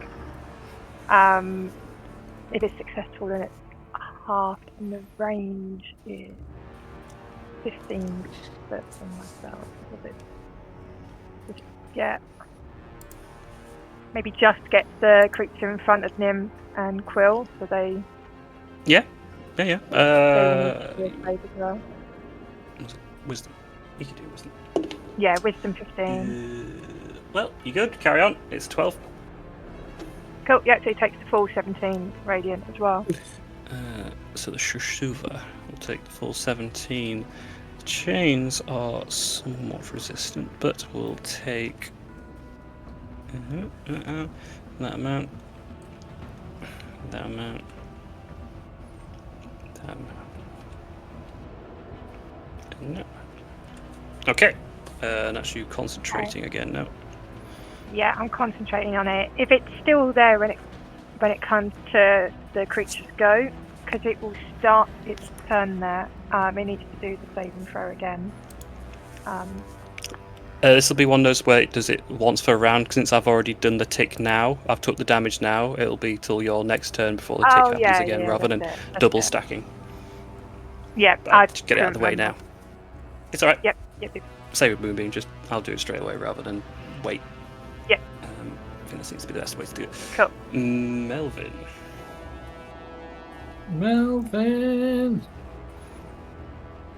Have a moose knuckle. Who's Moose Knuckling? The dog? Yeah. One's probably yes, one hit. have 5 force damage. 5 force. It's not looking great. One good hit will take it out. And that's me. Good. The Shursuva, who has 2 targets, will split the attacks. So the bite going for Quill start is a 14. Miss. And the stinger, that's pretty good. 26. Yeah, it's going to hit. On Nip. Stinger coming down. I'll need a con save from you as well, as this is a poison effect. 10 points of piercing. 19 will succeed the poison. Doesn't feel good, but you avoid any paralysis. Thanks for those temporary hit points, Moose. Welcome. Quill. Seeing something start coming out that door, as well as all these chains appear, she is going to rage now. Okay, this is don't know if the space will let her grow large. Oh, we will, but we're gonna have to have some shuffling. So, first, I will contest it against. Since you're growing, I'll make you do a strength throw against its strength. See if you push it back, or if you get pushed back into the space, and then the knock-on effect will happen to the party members behind. Just strength or strength athletics. I'll just say strength because you're not. It's accidentally strong because you're growing rather than you're forcing out the way.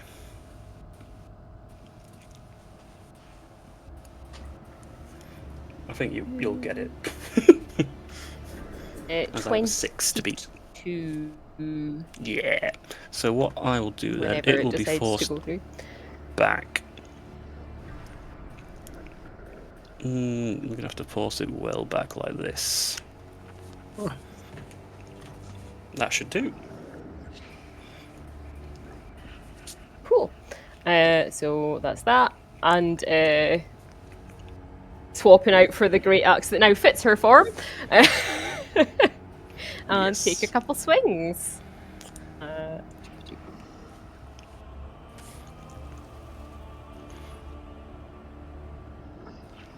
It hasn't added anything to that. Ah. Oh. It's going really weird just now. Plus 10 would be 16 to hit. You grow to your fullest giant size, and this axe, now growing into its more deadlier form, comes crashing down and severs the head of this dog from its body. It is gone. Cool. This is so dumb, but I'm running towards the open door. Where's she going? Ah! You will see now a form of devil, but its entire body, head to toe, is wrapped around with chains that bind and pull against its flesh. It looks painful as it pulls against its own torso, but there's this horrible, devious smile as it clearly enjoys it. I don't want to think about that. Go for my second swing on that. Give me Hellraiser. completely Hellraiser vibes. Is it gonna roll? It's not rolling that one. It's being very weird in what it's deciding to roll and not roll tonight. 10 plus 10 is 20 to hit. Yes, hits. Is it gonna do my damage? No. We'll go now. So what's that? 1d12 plus 6. So 11 points of damage. Ooh, and I'm raging now, so my elemental damage, which is lightning, because that's her standard. Yeah, that's fine. So that's a 1d6. Oh, it's going to roll that one, and it's a 1. One little sizzle from lightning. Oh, you've lost me at the total. Sorry. So we'll get the 1. We'll take the Yep, 1 away so now. the What 1 was is the rest, sorry? lightning damage, and then the normal damage will be 11. 11, perfect. Yeah. As your axe comes down onto the chain devil, though it cuts into the flesh and some of the chains that bind it, that smile looks back at you. Guys, we've got company! Give me more! I don't like it. I don't like it. Nim. I'm going to turn around. I'm going to see the chains near Livy and Moose and Fade. I'm going to attack them. So Yeah. First chain with booming blade. I don't know if it's worth it or not. It's rubbish. Second attack, 16. 16 will not do any damage to the chains as you try and stab at it. Okay. Well, that will be me. I'm trying. Phelan.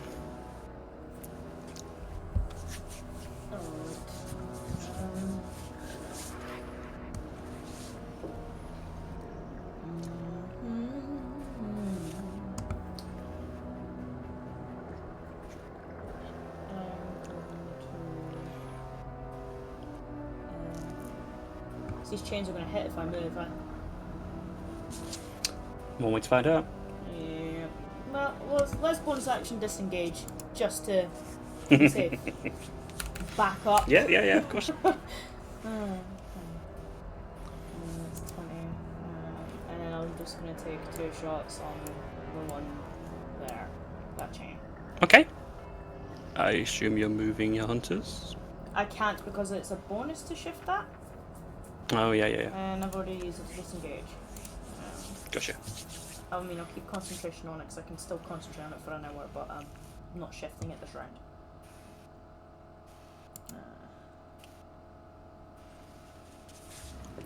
Now, see, before we get into this, right? Just before we get into this, right? See on my screen, it was a 19 on there, right? Don't know why this bitch keeps cocking it on my screen and telling me it's a 1. Excuse me. Exactly. Which one were you that's on the targeting? This screen. one? Yep. Based on the path. I'm going to roll for the chain first. They do have some decks. God. Roll me some damage Hey. at the second chain. 7. This is resistant to piercing, so we'll knock that down to a 3. But your accident falls into a happy circumstance and you catch the second chain by mistake. It wasn't that lovely. Isn't that lovely? And dim eyes go wide for a moment. Yeah, and I'm going to act like it never happened and do it again. Totally meant that. Yeah, I meant that, guys. Yeah, of course. 15? Start it out. 15 will not hit. Yeah, that's fine. That's me. Tough as iron. Dun, dun, dun. Lord Malice now. Who's gonna come closer to you now? Okay, we have some chain strikes. So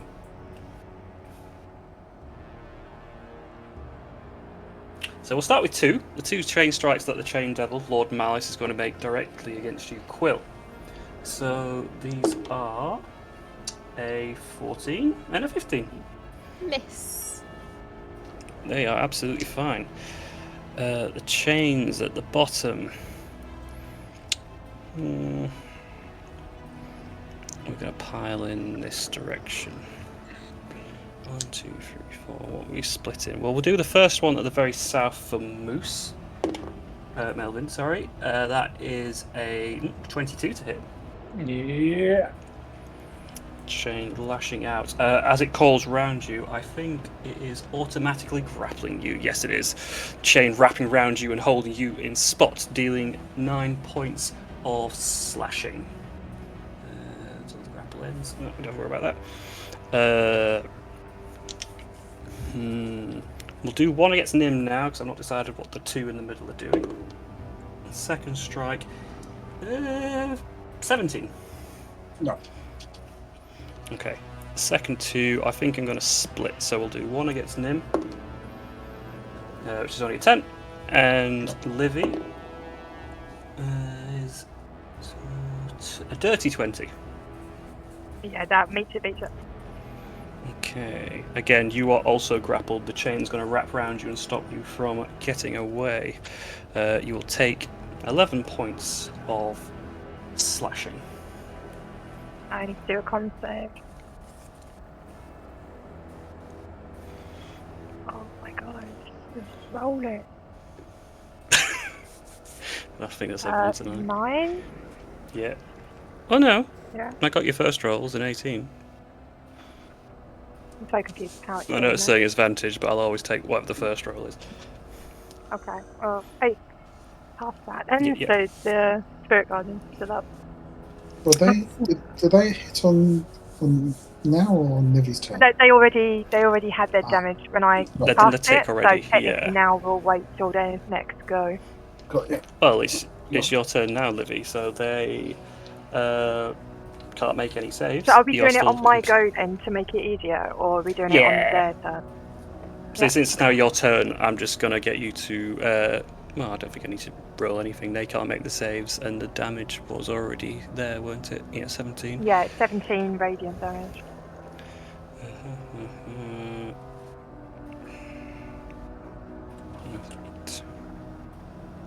Minus 8.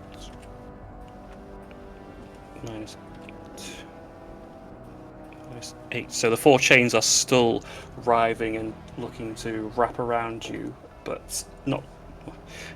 How do chains appear bloody? I don't fucking know. But there's one wrapped around you. Yeah. With it being wrapped around me, does it stop me being able to use my opposed feather, or...? Nope, it's grappled, so you just can't move. Okay. Like, Fine. I'm spaces. just gonna be trying to hack at it, so I'll hack at the one that's currently wrapped around me. Yeah, which is the north one. Oh my god, it's not rolling, so I need to... D20 plus 6. So 14, so that is a dirty 20. For my It will one. hit. Perfect. Right, 1d6 plus 2 plus my Divine Smite to give me an extra 1 radiant. So 1d6 plus 2. 3, 4, 5. So 5 piercing, and then So my Well- extra radiant damage is You won't need to do anything else if it saves your time, because that had 4 health left. oh no. So the There one you go. wrapped around you goes limp and inactive and no longer a threat. Cool. And you're not grappled. I'll probably just shift up a bit, but that's it. I'm not gonna. I'll be focused on these chains. No, okay. Elvin. I'm just going to try and whack the chain. Yep. How's Yep, that yep, yep. roll?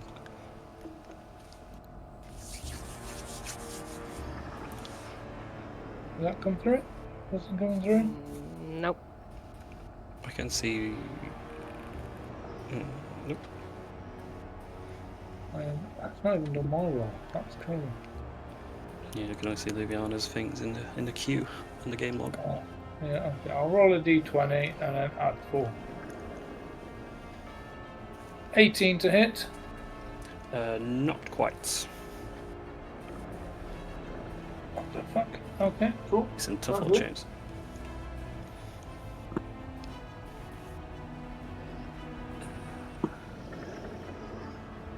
Comes into that. Quill. Right up against Lord Malice. Yep, just gonna take a couple more swings. You know what? She's gonna go reckless. Because at this point, why not? Yeah. Now, is that gonna roll on there?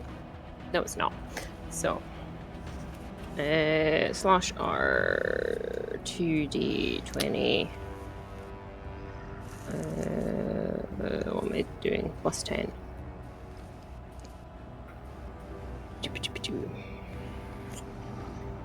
That's added them both together. 28. 18 plus 10. 28. Yeah. Yes, easy. Cool. The damage is 1d12. D12 plus 6 plus my 3 rage damage, which I think I forgot to do last time, but it doesn't matter. Numbers.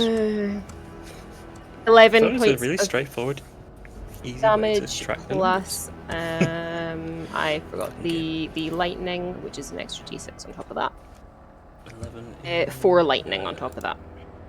Yeah, lightning's absolutely fine. So 15 total. Ooh. First hit. Second swing, just the same. 22.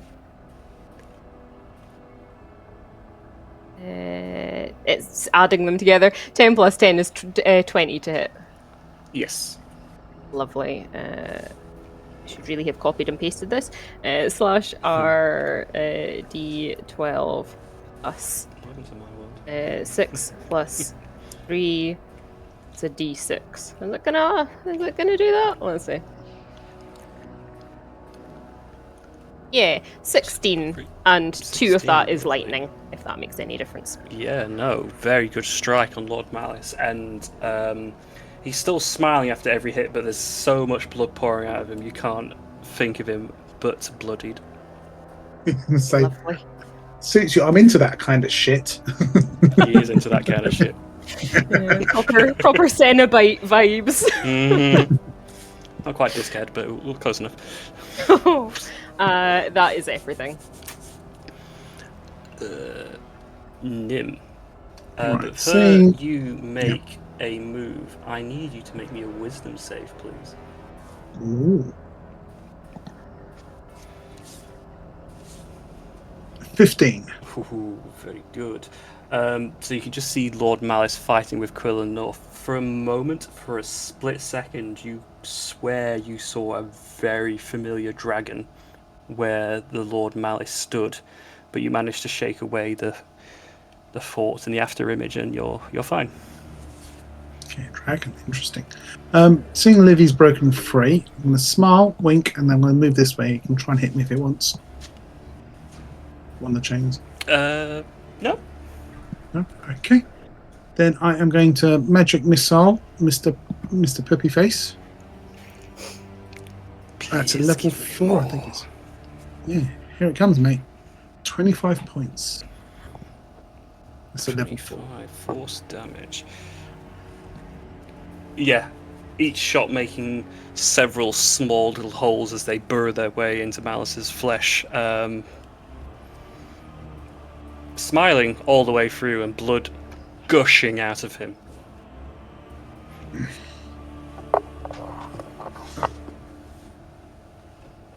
Get him, Quill! I don't like that he's smiling at me. That's me, I'm afraid. That's all I can do for now. Phelan. These chains. I'm getting it. And this time I can move my hunter's mark to one of them. So that's what we'll do. That one. Pick a chain, any chain. Yeah. One closest to the door. Customers. It's the one that's wrapped around Melvin, yeah. 16? 16 does not hit. No, I wasn't sure. So, second one, 26. Yes. You need to give me 4 damage. Voila! I give you 10. 18. Hitting the chain in just the right way for it to also go limp, and Melvin, you feel your movement no longer impeded.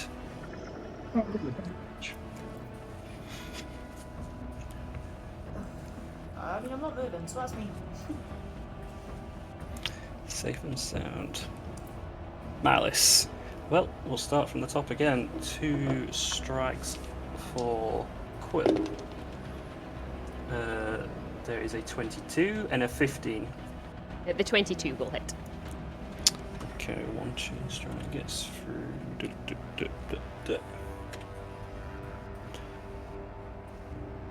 8 points, and again, chain wraps around your huge form and will grapple you in place.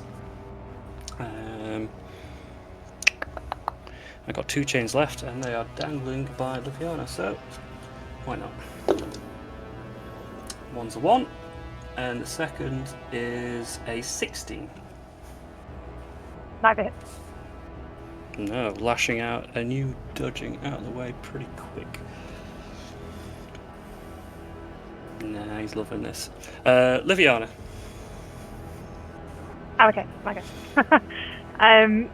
So again, my spirit guardians are about. So if they can't make wisdom saving throws, it's another 17 radiant damage.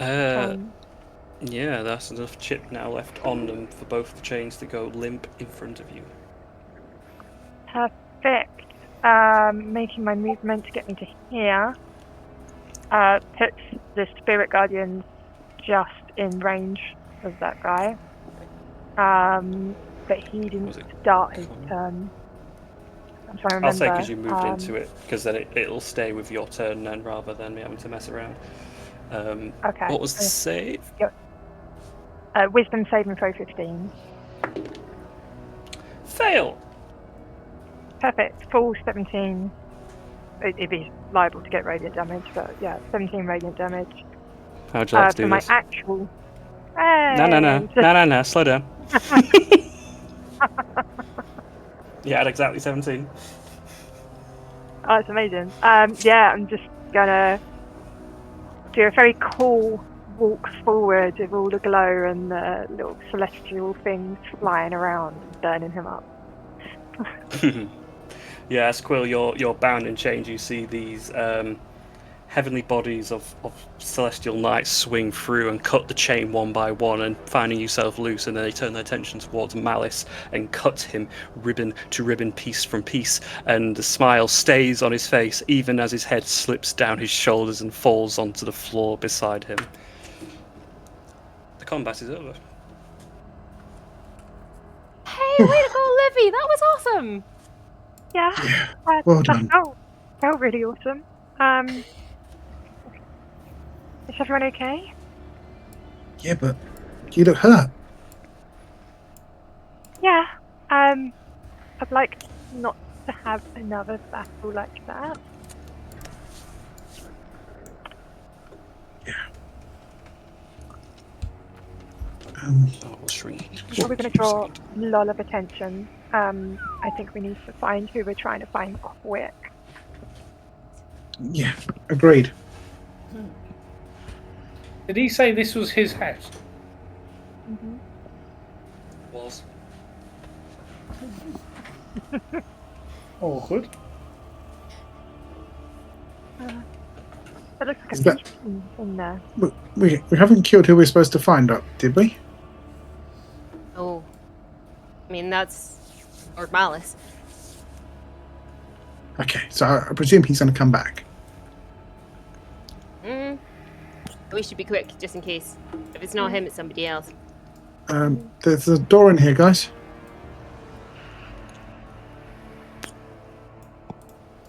I'll say you've been here now a total of about just over 10 minutes. Right. Quill, you want to open the door? You don't have to. She stands up very briefly and tries to open the door. I genuinely think she starts like readying her axe for a swing, and then she sees who it is. It's like, oh no, okay. Hang on, because this is funny. Quill, do me a wisdom save. It's a Quill. Oh no. Not wisdom. Wisdom's not really a frightened condition. It is gonna roll. It is gonna roll. Oh, and that's a natural 3 for a total 4. Failing, you scare the bejesus out of Quill. Or the Beelzebub, I guess. She does.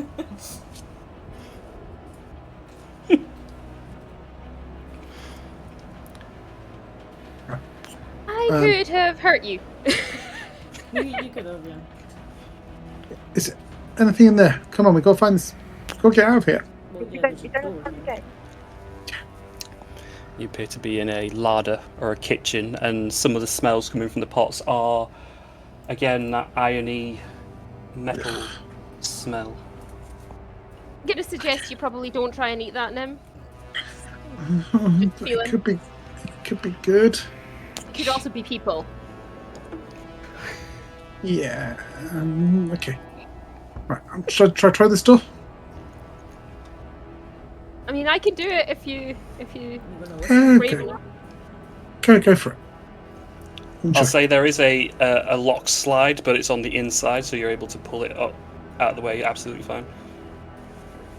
This is an If it interior opens door. from this side, there's probably nothing scary in there, right? Hmm. I'm sure it'll be fine. This is dinner. Ah. Okay. Let's close that. Slide back. Let me throw some numbers. Yeah, carry on. Ooh, 2 and a 1. Ooh, you're fine. I couldn't Okay. see very much, Nim. What was in there? Wrong door. Wrong door. Wrong. Why is Wrong it door. wrong? What? Oh, what's some more numbers? What's in there? Ooh, It's 16 and the 20. outside Okay. where all those zealot things are. There's Oh. Oh, Keep going Yeah. then. lots and lots of things. Come this way. To the next room. Right. Phelan, you start on this door. Quill, What do you mean Quill- start on this door? That door takes us back to this main area. It's the same door. yeah, we In went. about 12 minutes. Quill. Open this one. That one's got things behind it. Was Whis- the weird whispering and scritching room, Yep, was it? that was the one that was speaking a different tongue. That might be who we're after. Well, we've got no choice. It's the last one. So Well, if no, they're it's, here. it's not, because Moose has opened another one. Oh so- gosh, what's going on? Melvin's currently checking out an office with lots of paperwork in Abyssal. It seems to be a exchange, and you can see lots of different brand marks on paperwork and actual brands as well, like with different insignias on the heads of them. Melvin, grab it, put in your bag. Let's move. I'm more looking at the table that looks like it has human legs. Deal with this door. Sure, that has human legs. Oh my Not god. quite recently sourced. Yeah. It leaves this door. Okay. Right. Do you want? I mean, I can open this. Yeah, feel free. Knock Do you yourself want out. to? If anyone has anything to prepare to get ready, do it now. We got you.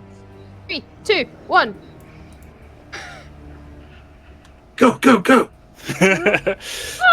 You take a step inside and you see this small imp who's currently cleaning and tidying up, and as soon as you come through, ah, fuck!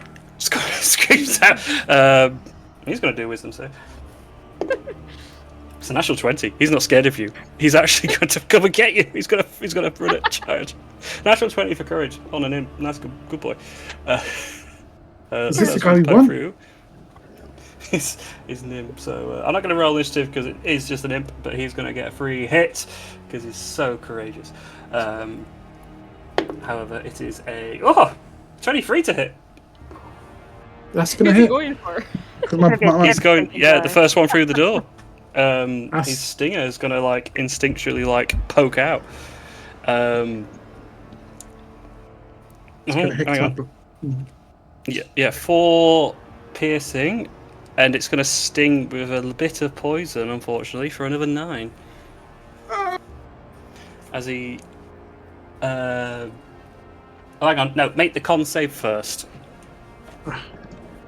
Moving quickly. I'm going as quickly as you guys, despite I'm not on the timer. You are on the timer. No, 22. Don't worry about the damage. You take half the damage on a failed save, sorry. So, 4. But you're not poisoned. And it just No, leave Malice's things alone! He will not be free! Quill, twat it! She will do exactly that. I thought I was supposed to stay between you and danger! As she swings for this tiny little imp. I thought there might be food in here. as he's got a little white And penny it's on and decided a black maid's not dress on. to do it on it. Why not? I almost feel bad. You just stabbed me. So 24 to hit. Yeah. Lovely. And so that'll be back I'm to looking for a 10. small. So looking for a 10. Okay. Well, my damage die is a 1d10 plus stuff. So 1d10 plus 5. 10 plus 5. One swing. Just as the stinger comes frost and gets Nim straight in the shoulder, him reeling back, you instinctually, like initiative-wise, an axe comes down, cleaves both the stinger and like the front of his head as his neck rears forward, and he dead. Booted. Thanks, Quill. It's alright, but let me go through the door first, so then the scary thing can get me first, and then you can be safe. I thought it was food. As you enter the chamber, you can.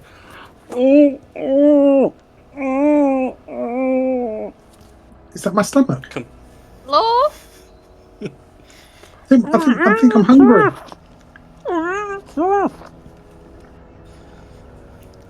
think the You're food's It's You're coming in from this the- part of the room. You're in the moose? chest. Can't feel your chest. My stomach is talking. I must eat. Anyone got any Can food? you see a chest? There is, yes. A chest in the room.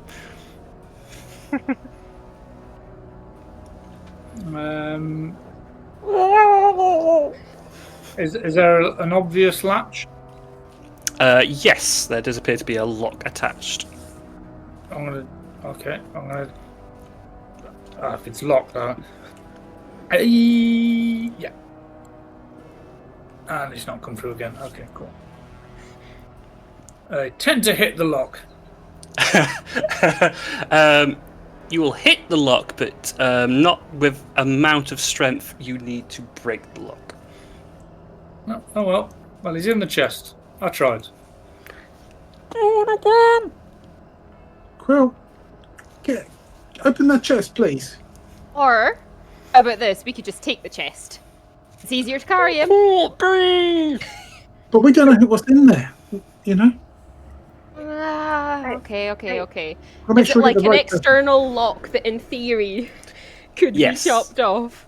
Lovely. Yeah. I would like That's to- what Melvin was aiming for. Yeah, I would like to take a swing at it. Gets one, kills the guy inside. Does anyone have Now you to said be dead? Now you said it is going to happen because that's the rules for these things. We all know It does this. happen to you, Amy. I'm sorry. Oh God. It's not a 1, so plus 9 is 15. Yeah, 15's fine. Go on. Yeah. The lock will bust open. Not that well made. No one was expecting to break it, but it falls off the lock fine, and the loop is freed.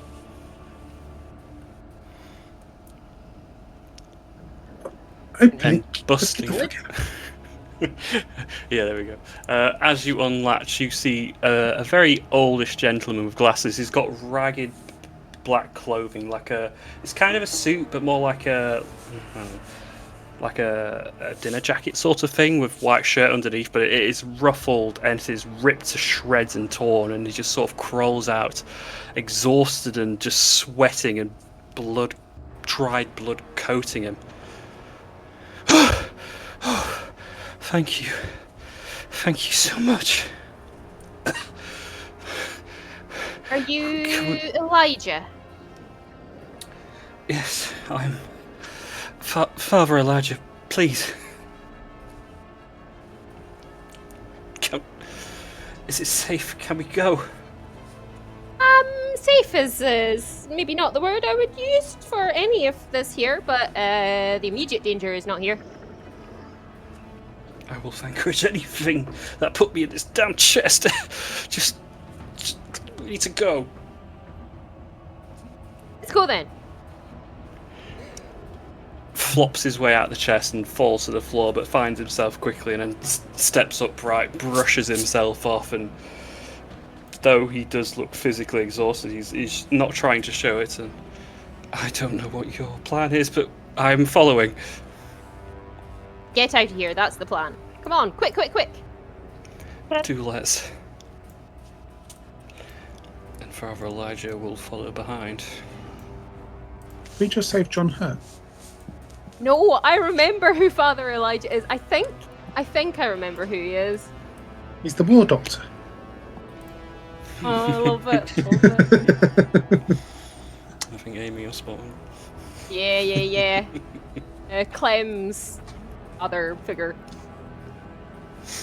As you make it into the courtyard, Faris, whose back is pressed against the door, and it seems to be budging every now and again. We've run out of time. Guys, there's another way out. Through that door I said all those things are out. We can leg it back to their house. We'll have a head start, but it's not going through the court. If you put the chains back on, we can leave the way we came. They will understand that I have business and it has concluded. Quick! Chains! Back in order. Loops it through, and it gets to the end before you, Quill, and Elijah looks at the chains and oh no, not again. Are you sure? It's only temporary. It's just from when we get from here to there. We'll be fine. Okay, getting into what appears to be the same order, more or less. The loops are put in with the chains, feeding through to the end, and Quill, you are taking the rear. As the last push against the door comes through, Faris simply steps out of the way and lets the door open, the two Maragon collapsing to the floor in front of him, and he just sort of tuts at them.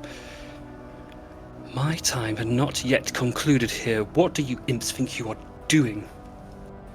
They both look at each other. We heard noises. I have to fight. I have to stop them. No, you will do as you're told, and you will stand at the gates and do nothing more. Do you understand, whelps? They look at each other, look back, step the fuck back, and get aside the gates, letting Faris take the lead once more. Turns back to you all. Come on, you are all unworthy of Lord Malice. We will make it back to my homestead. With the aggression and disdemeanor of performance, I guess.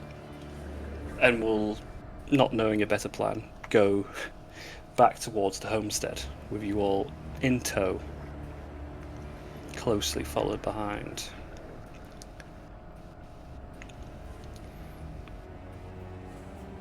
I'll help move you all along. But you see now the side entrance now had some of the zealot skeletons nosying and looking. They're no longer bowing and bending, but they were sort of interested. But fortunately, you're not there. And can make your way all back to Faris Amon's homestead with Elijah in tow. Hold on, I'm just going to grab you all and pull you back. I believe he's going for it. Yeah. She's running. She can. I was not she can waiting. walk. It's fine. It's fine. Get in there. Get. And Elijah. Door closes, bolts go across, and Faris releases the chains from your necks once more, and again hands you the keys to remove the manacles, and the neck locks yourselves. Looks to you, Quill. I assume that went well. You have our old man. Looks to Elijah and looks back. You have certainly found an old man. It is called Elijah, so it must be the same old man. Oh, and we might have killed Lord Malice.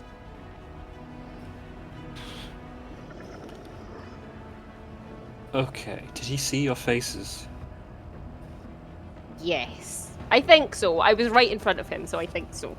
At least two of us. Okay. Okay, well, we have some time, but not long. I'd say roughly 2 days before he returns, and likely looking for those who saw. So, we best make the most of that time.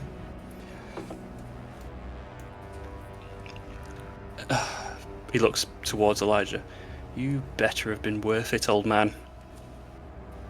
And Faris will look back to you, Quill. Would you like me to ask him some questions? Nicely. He's an old man. In that case, I feel like maybe you should do that. Okay. Elijah, we've been told you know about the Sierra Madre, or you've been asking about the Sierra Madre and talking about it. What do you know? Doing a stern face, but it's like when a child does a stern face, and it's not stern at all. Next on Dateline, what do you know about Sierra Madre? Father Elijah finally catching his breath and looking like worse than any of you certainly do, who's been seemingly trapped in a chest for far longer than he would have liked. Finally, finding somewhere not animalistic. Sierra Madre is... Well, it means more to me than I could probably put into words. But I intend to go there all the same and save someone very important to me. Just looking at Phelan.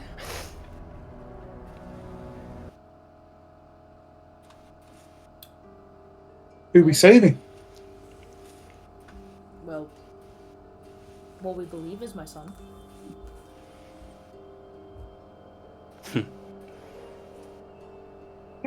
Who are you saving, Father Elijah? Seems I'm not the only one caught in this. I'm trying to save my wife. But I fear not in the same way as you suggest. Elf is... Has your loved one passed? No. Or he better not have. Well, unfortunately mine has. And I'll do anything to get her back. Apparently, this is the best deal on the table. You say deal?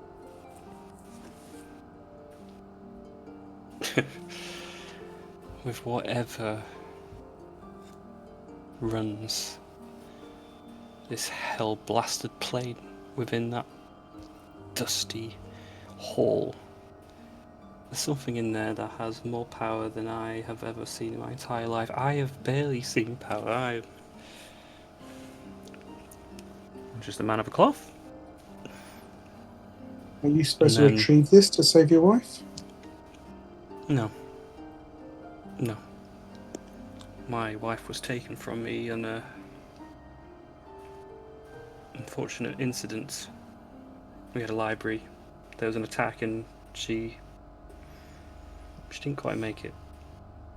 And I simply never got over it. So much so that, well, that's why I'm here now. I've come to take her back.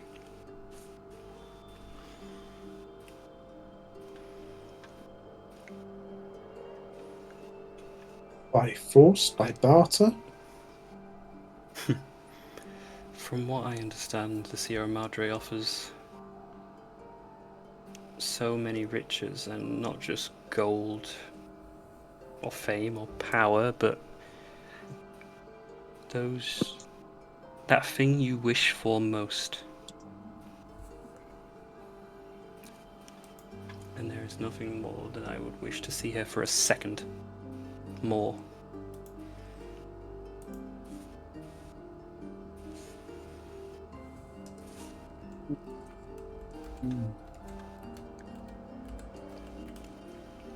So you know where it is. I'd probably be careful about that wish, to be quite honest.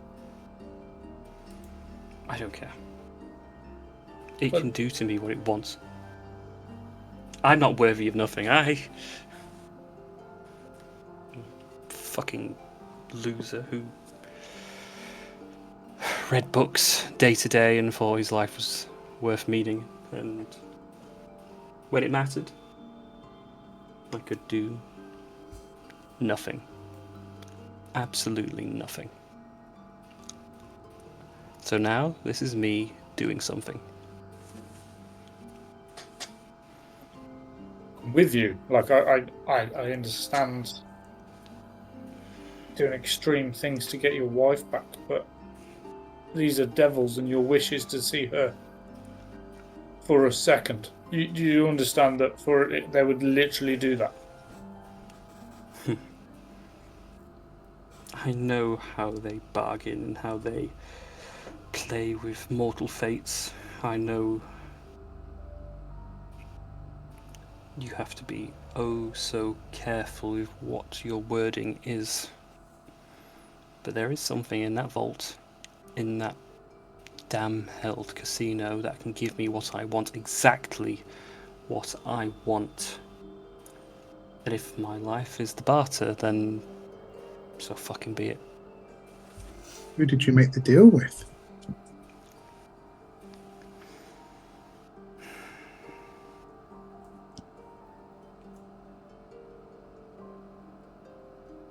He just sort of looks down onto the floor and remains silent, then sort of lost his eyes, have gone a bit shell-shocked almost. Okay. What item are you after? Maybe we can help you find it. What does it look like? It's not a item, it's a thing. It's an it. Oh, what is it? Pray tell. From what I heard and what I read from the stories of the Sapphire Vaults, the reason the Sierra Madre saw such fame, such wealth, was not because of its lich that roamed its halls, it's because the deal the lich made to have a djinn in its vaults.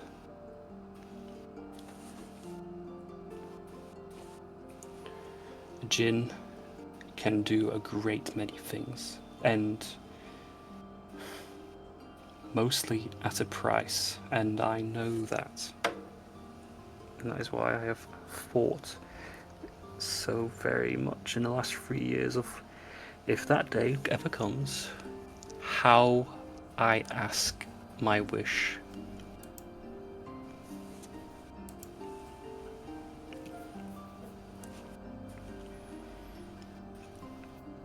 It's getting there, that's the hard part, and That's how you found me in a chest. Well, we can help.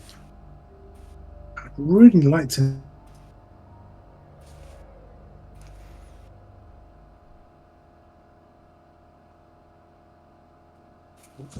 Cut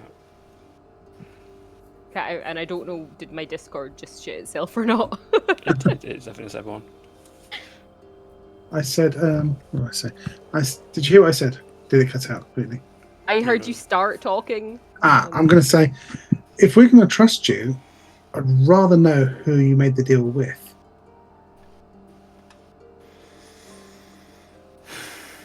Silence is not an option.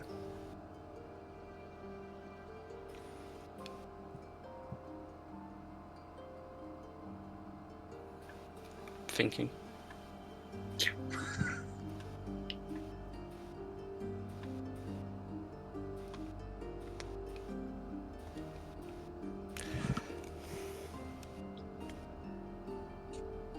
Still thinking. You know what? He's going to come back with you an answer. He's going to come back to you. Fair enough. I just thought it might be someone we know. No, it would likely be a god, but I haven't decided. Okay, that's fine. That's fine. Just making sure, like some like vault hunters or something like that. Yeah. Okay, cool. Amalgama, probably. Yeah, Amalgama. Cool. A god known as the Pledge Taker. Okay. Well,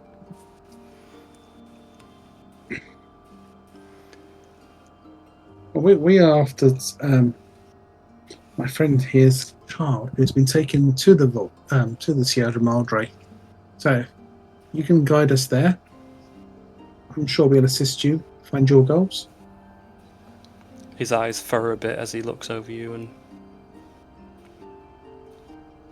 I believe we seek the same thing, but if this djinn is in that vault, I get my wish, do you understand?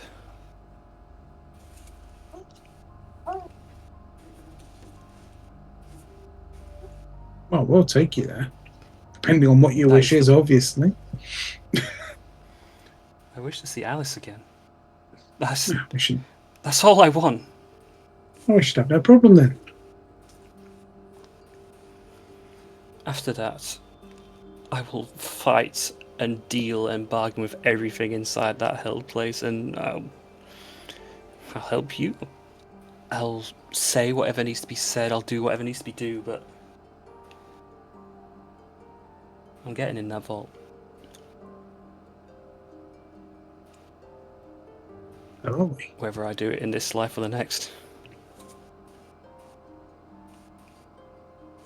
Oh, we've already got you out of chest. So it's a good start. Again, you have my most humblest thank you, and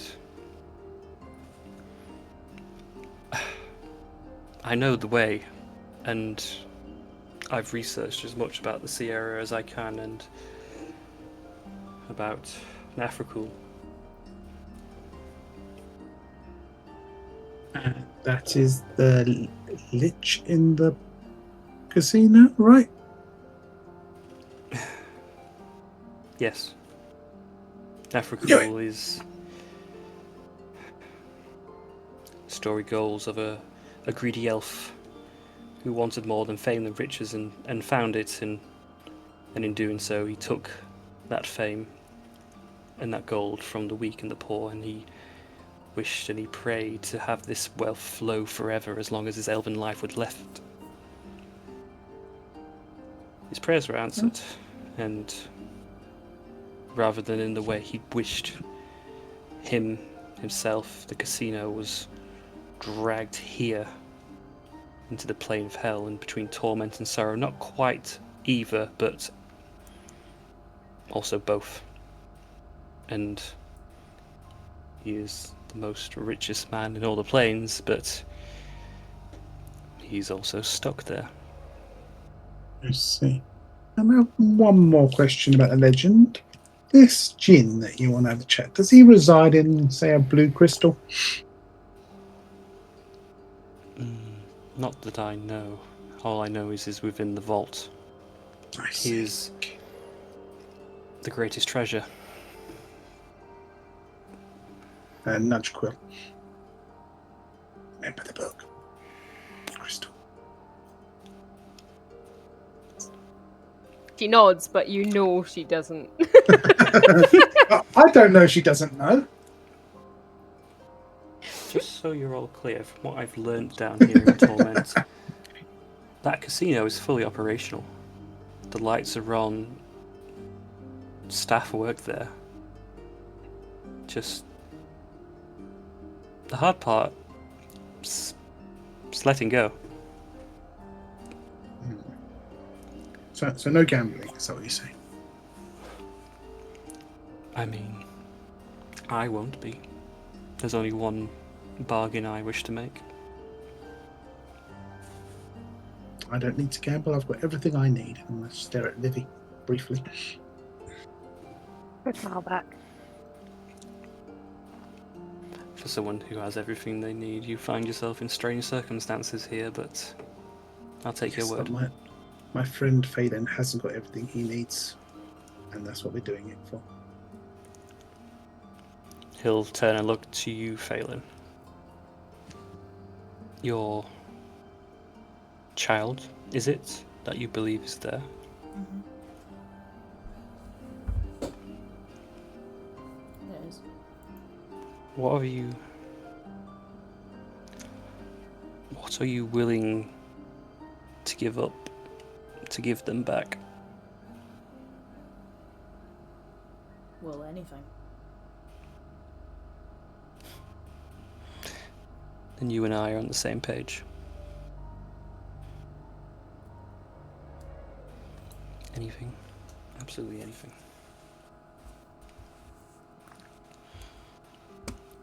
I hope we can all work together.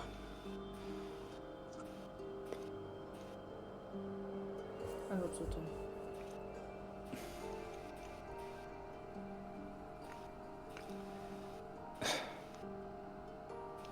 I don't mean to rush things, but when do you think we could get going? How far away is it? It's about a couple of miles down the divide. It's a dangerous path, but if you keep low and quiet and have some way to conceal yourselves, the winged demons won't spy you. I have a way around it, but I'd like to hear your thoughts. Oh. Those are the thoughts. That will certainly do. I was just trying to look it up so I can act it out. Livy's like, I hold just my like- beer. Well, actually... Well, that So- would certainly be... Why am I whispering? She'll gingerly lift her hand and go, I can change us all into a type of cloud.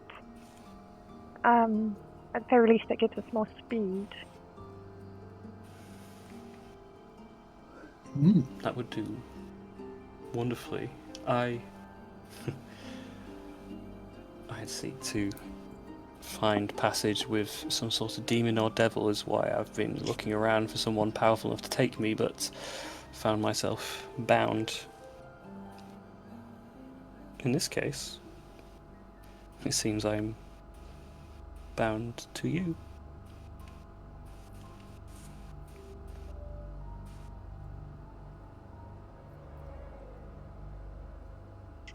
Should we go after lunch? I'm starving. I would not say no. I think a short hour rest would be good after that fight.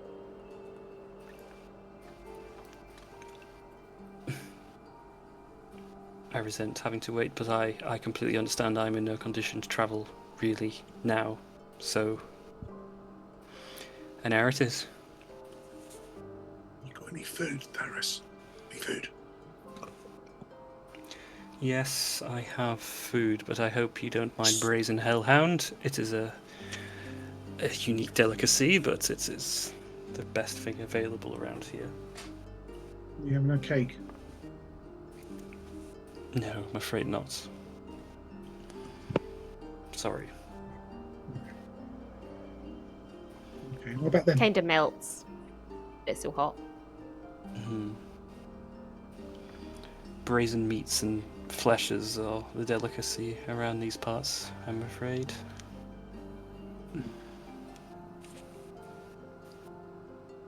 On the plus side, I don't house any human flesh, so that's one thing I have over Human the other flesh? residents here. Well, if you were to ask around, I'm sure they would offer you that rather than something a little bit more acceptable.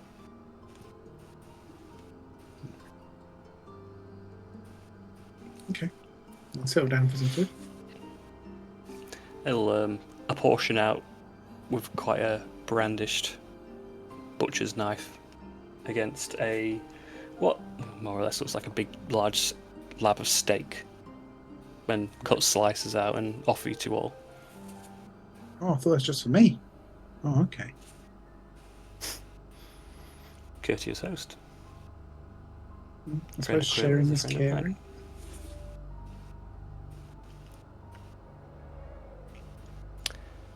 As you all sit You down won't, for you your won't be needing that moose, will you? You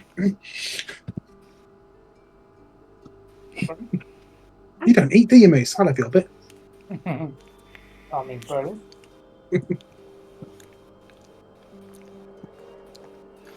as you all settle down then for your evening, morning meal, there's no way to tell the time of day. It's continuously dark and brandished with red hot flame here in Anguish. You'll take your hour to take your short rest, and I think that'll be a good time to conclude. We'll call that the end of the session. Lovely, Jebly. Why the sun is this one? Imagine having to plan for 2 hours and then smashing my first encounter in like 20 minutes.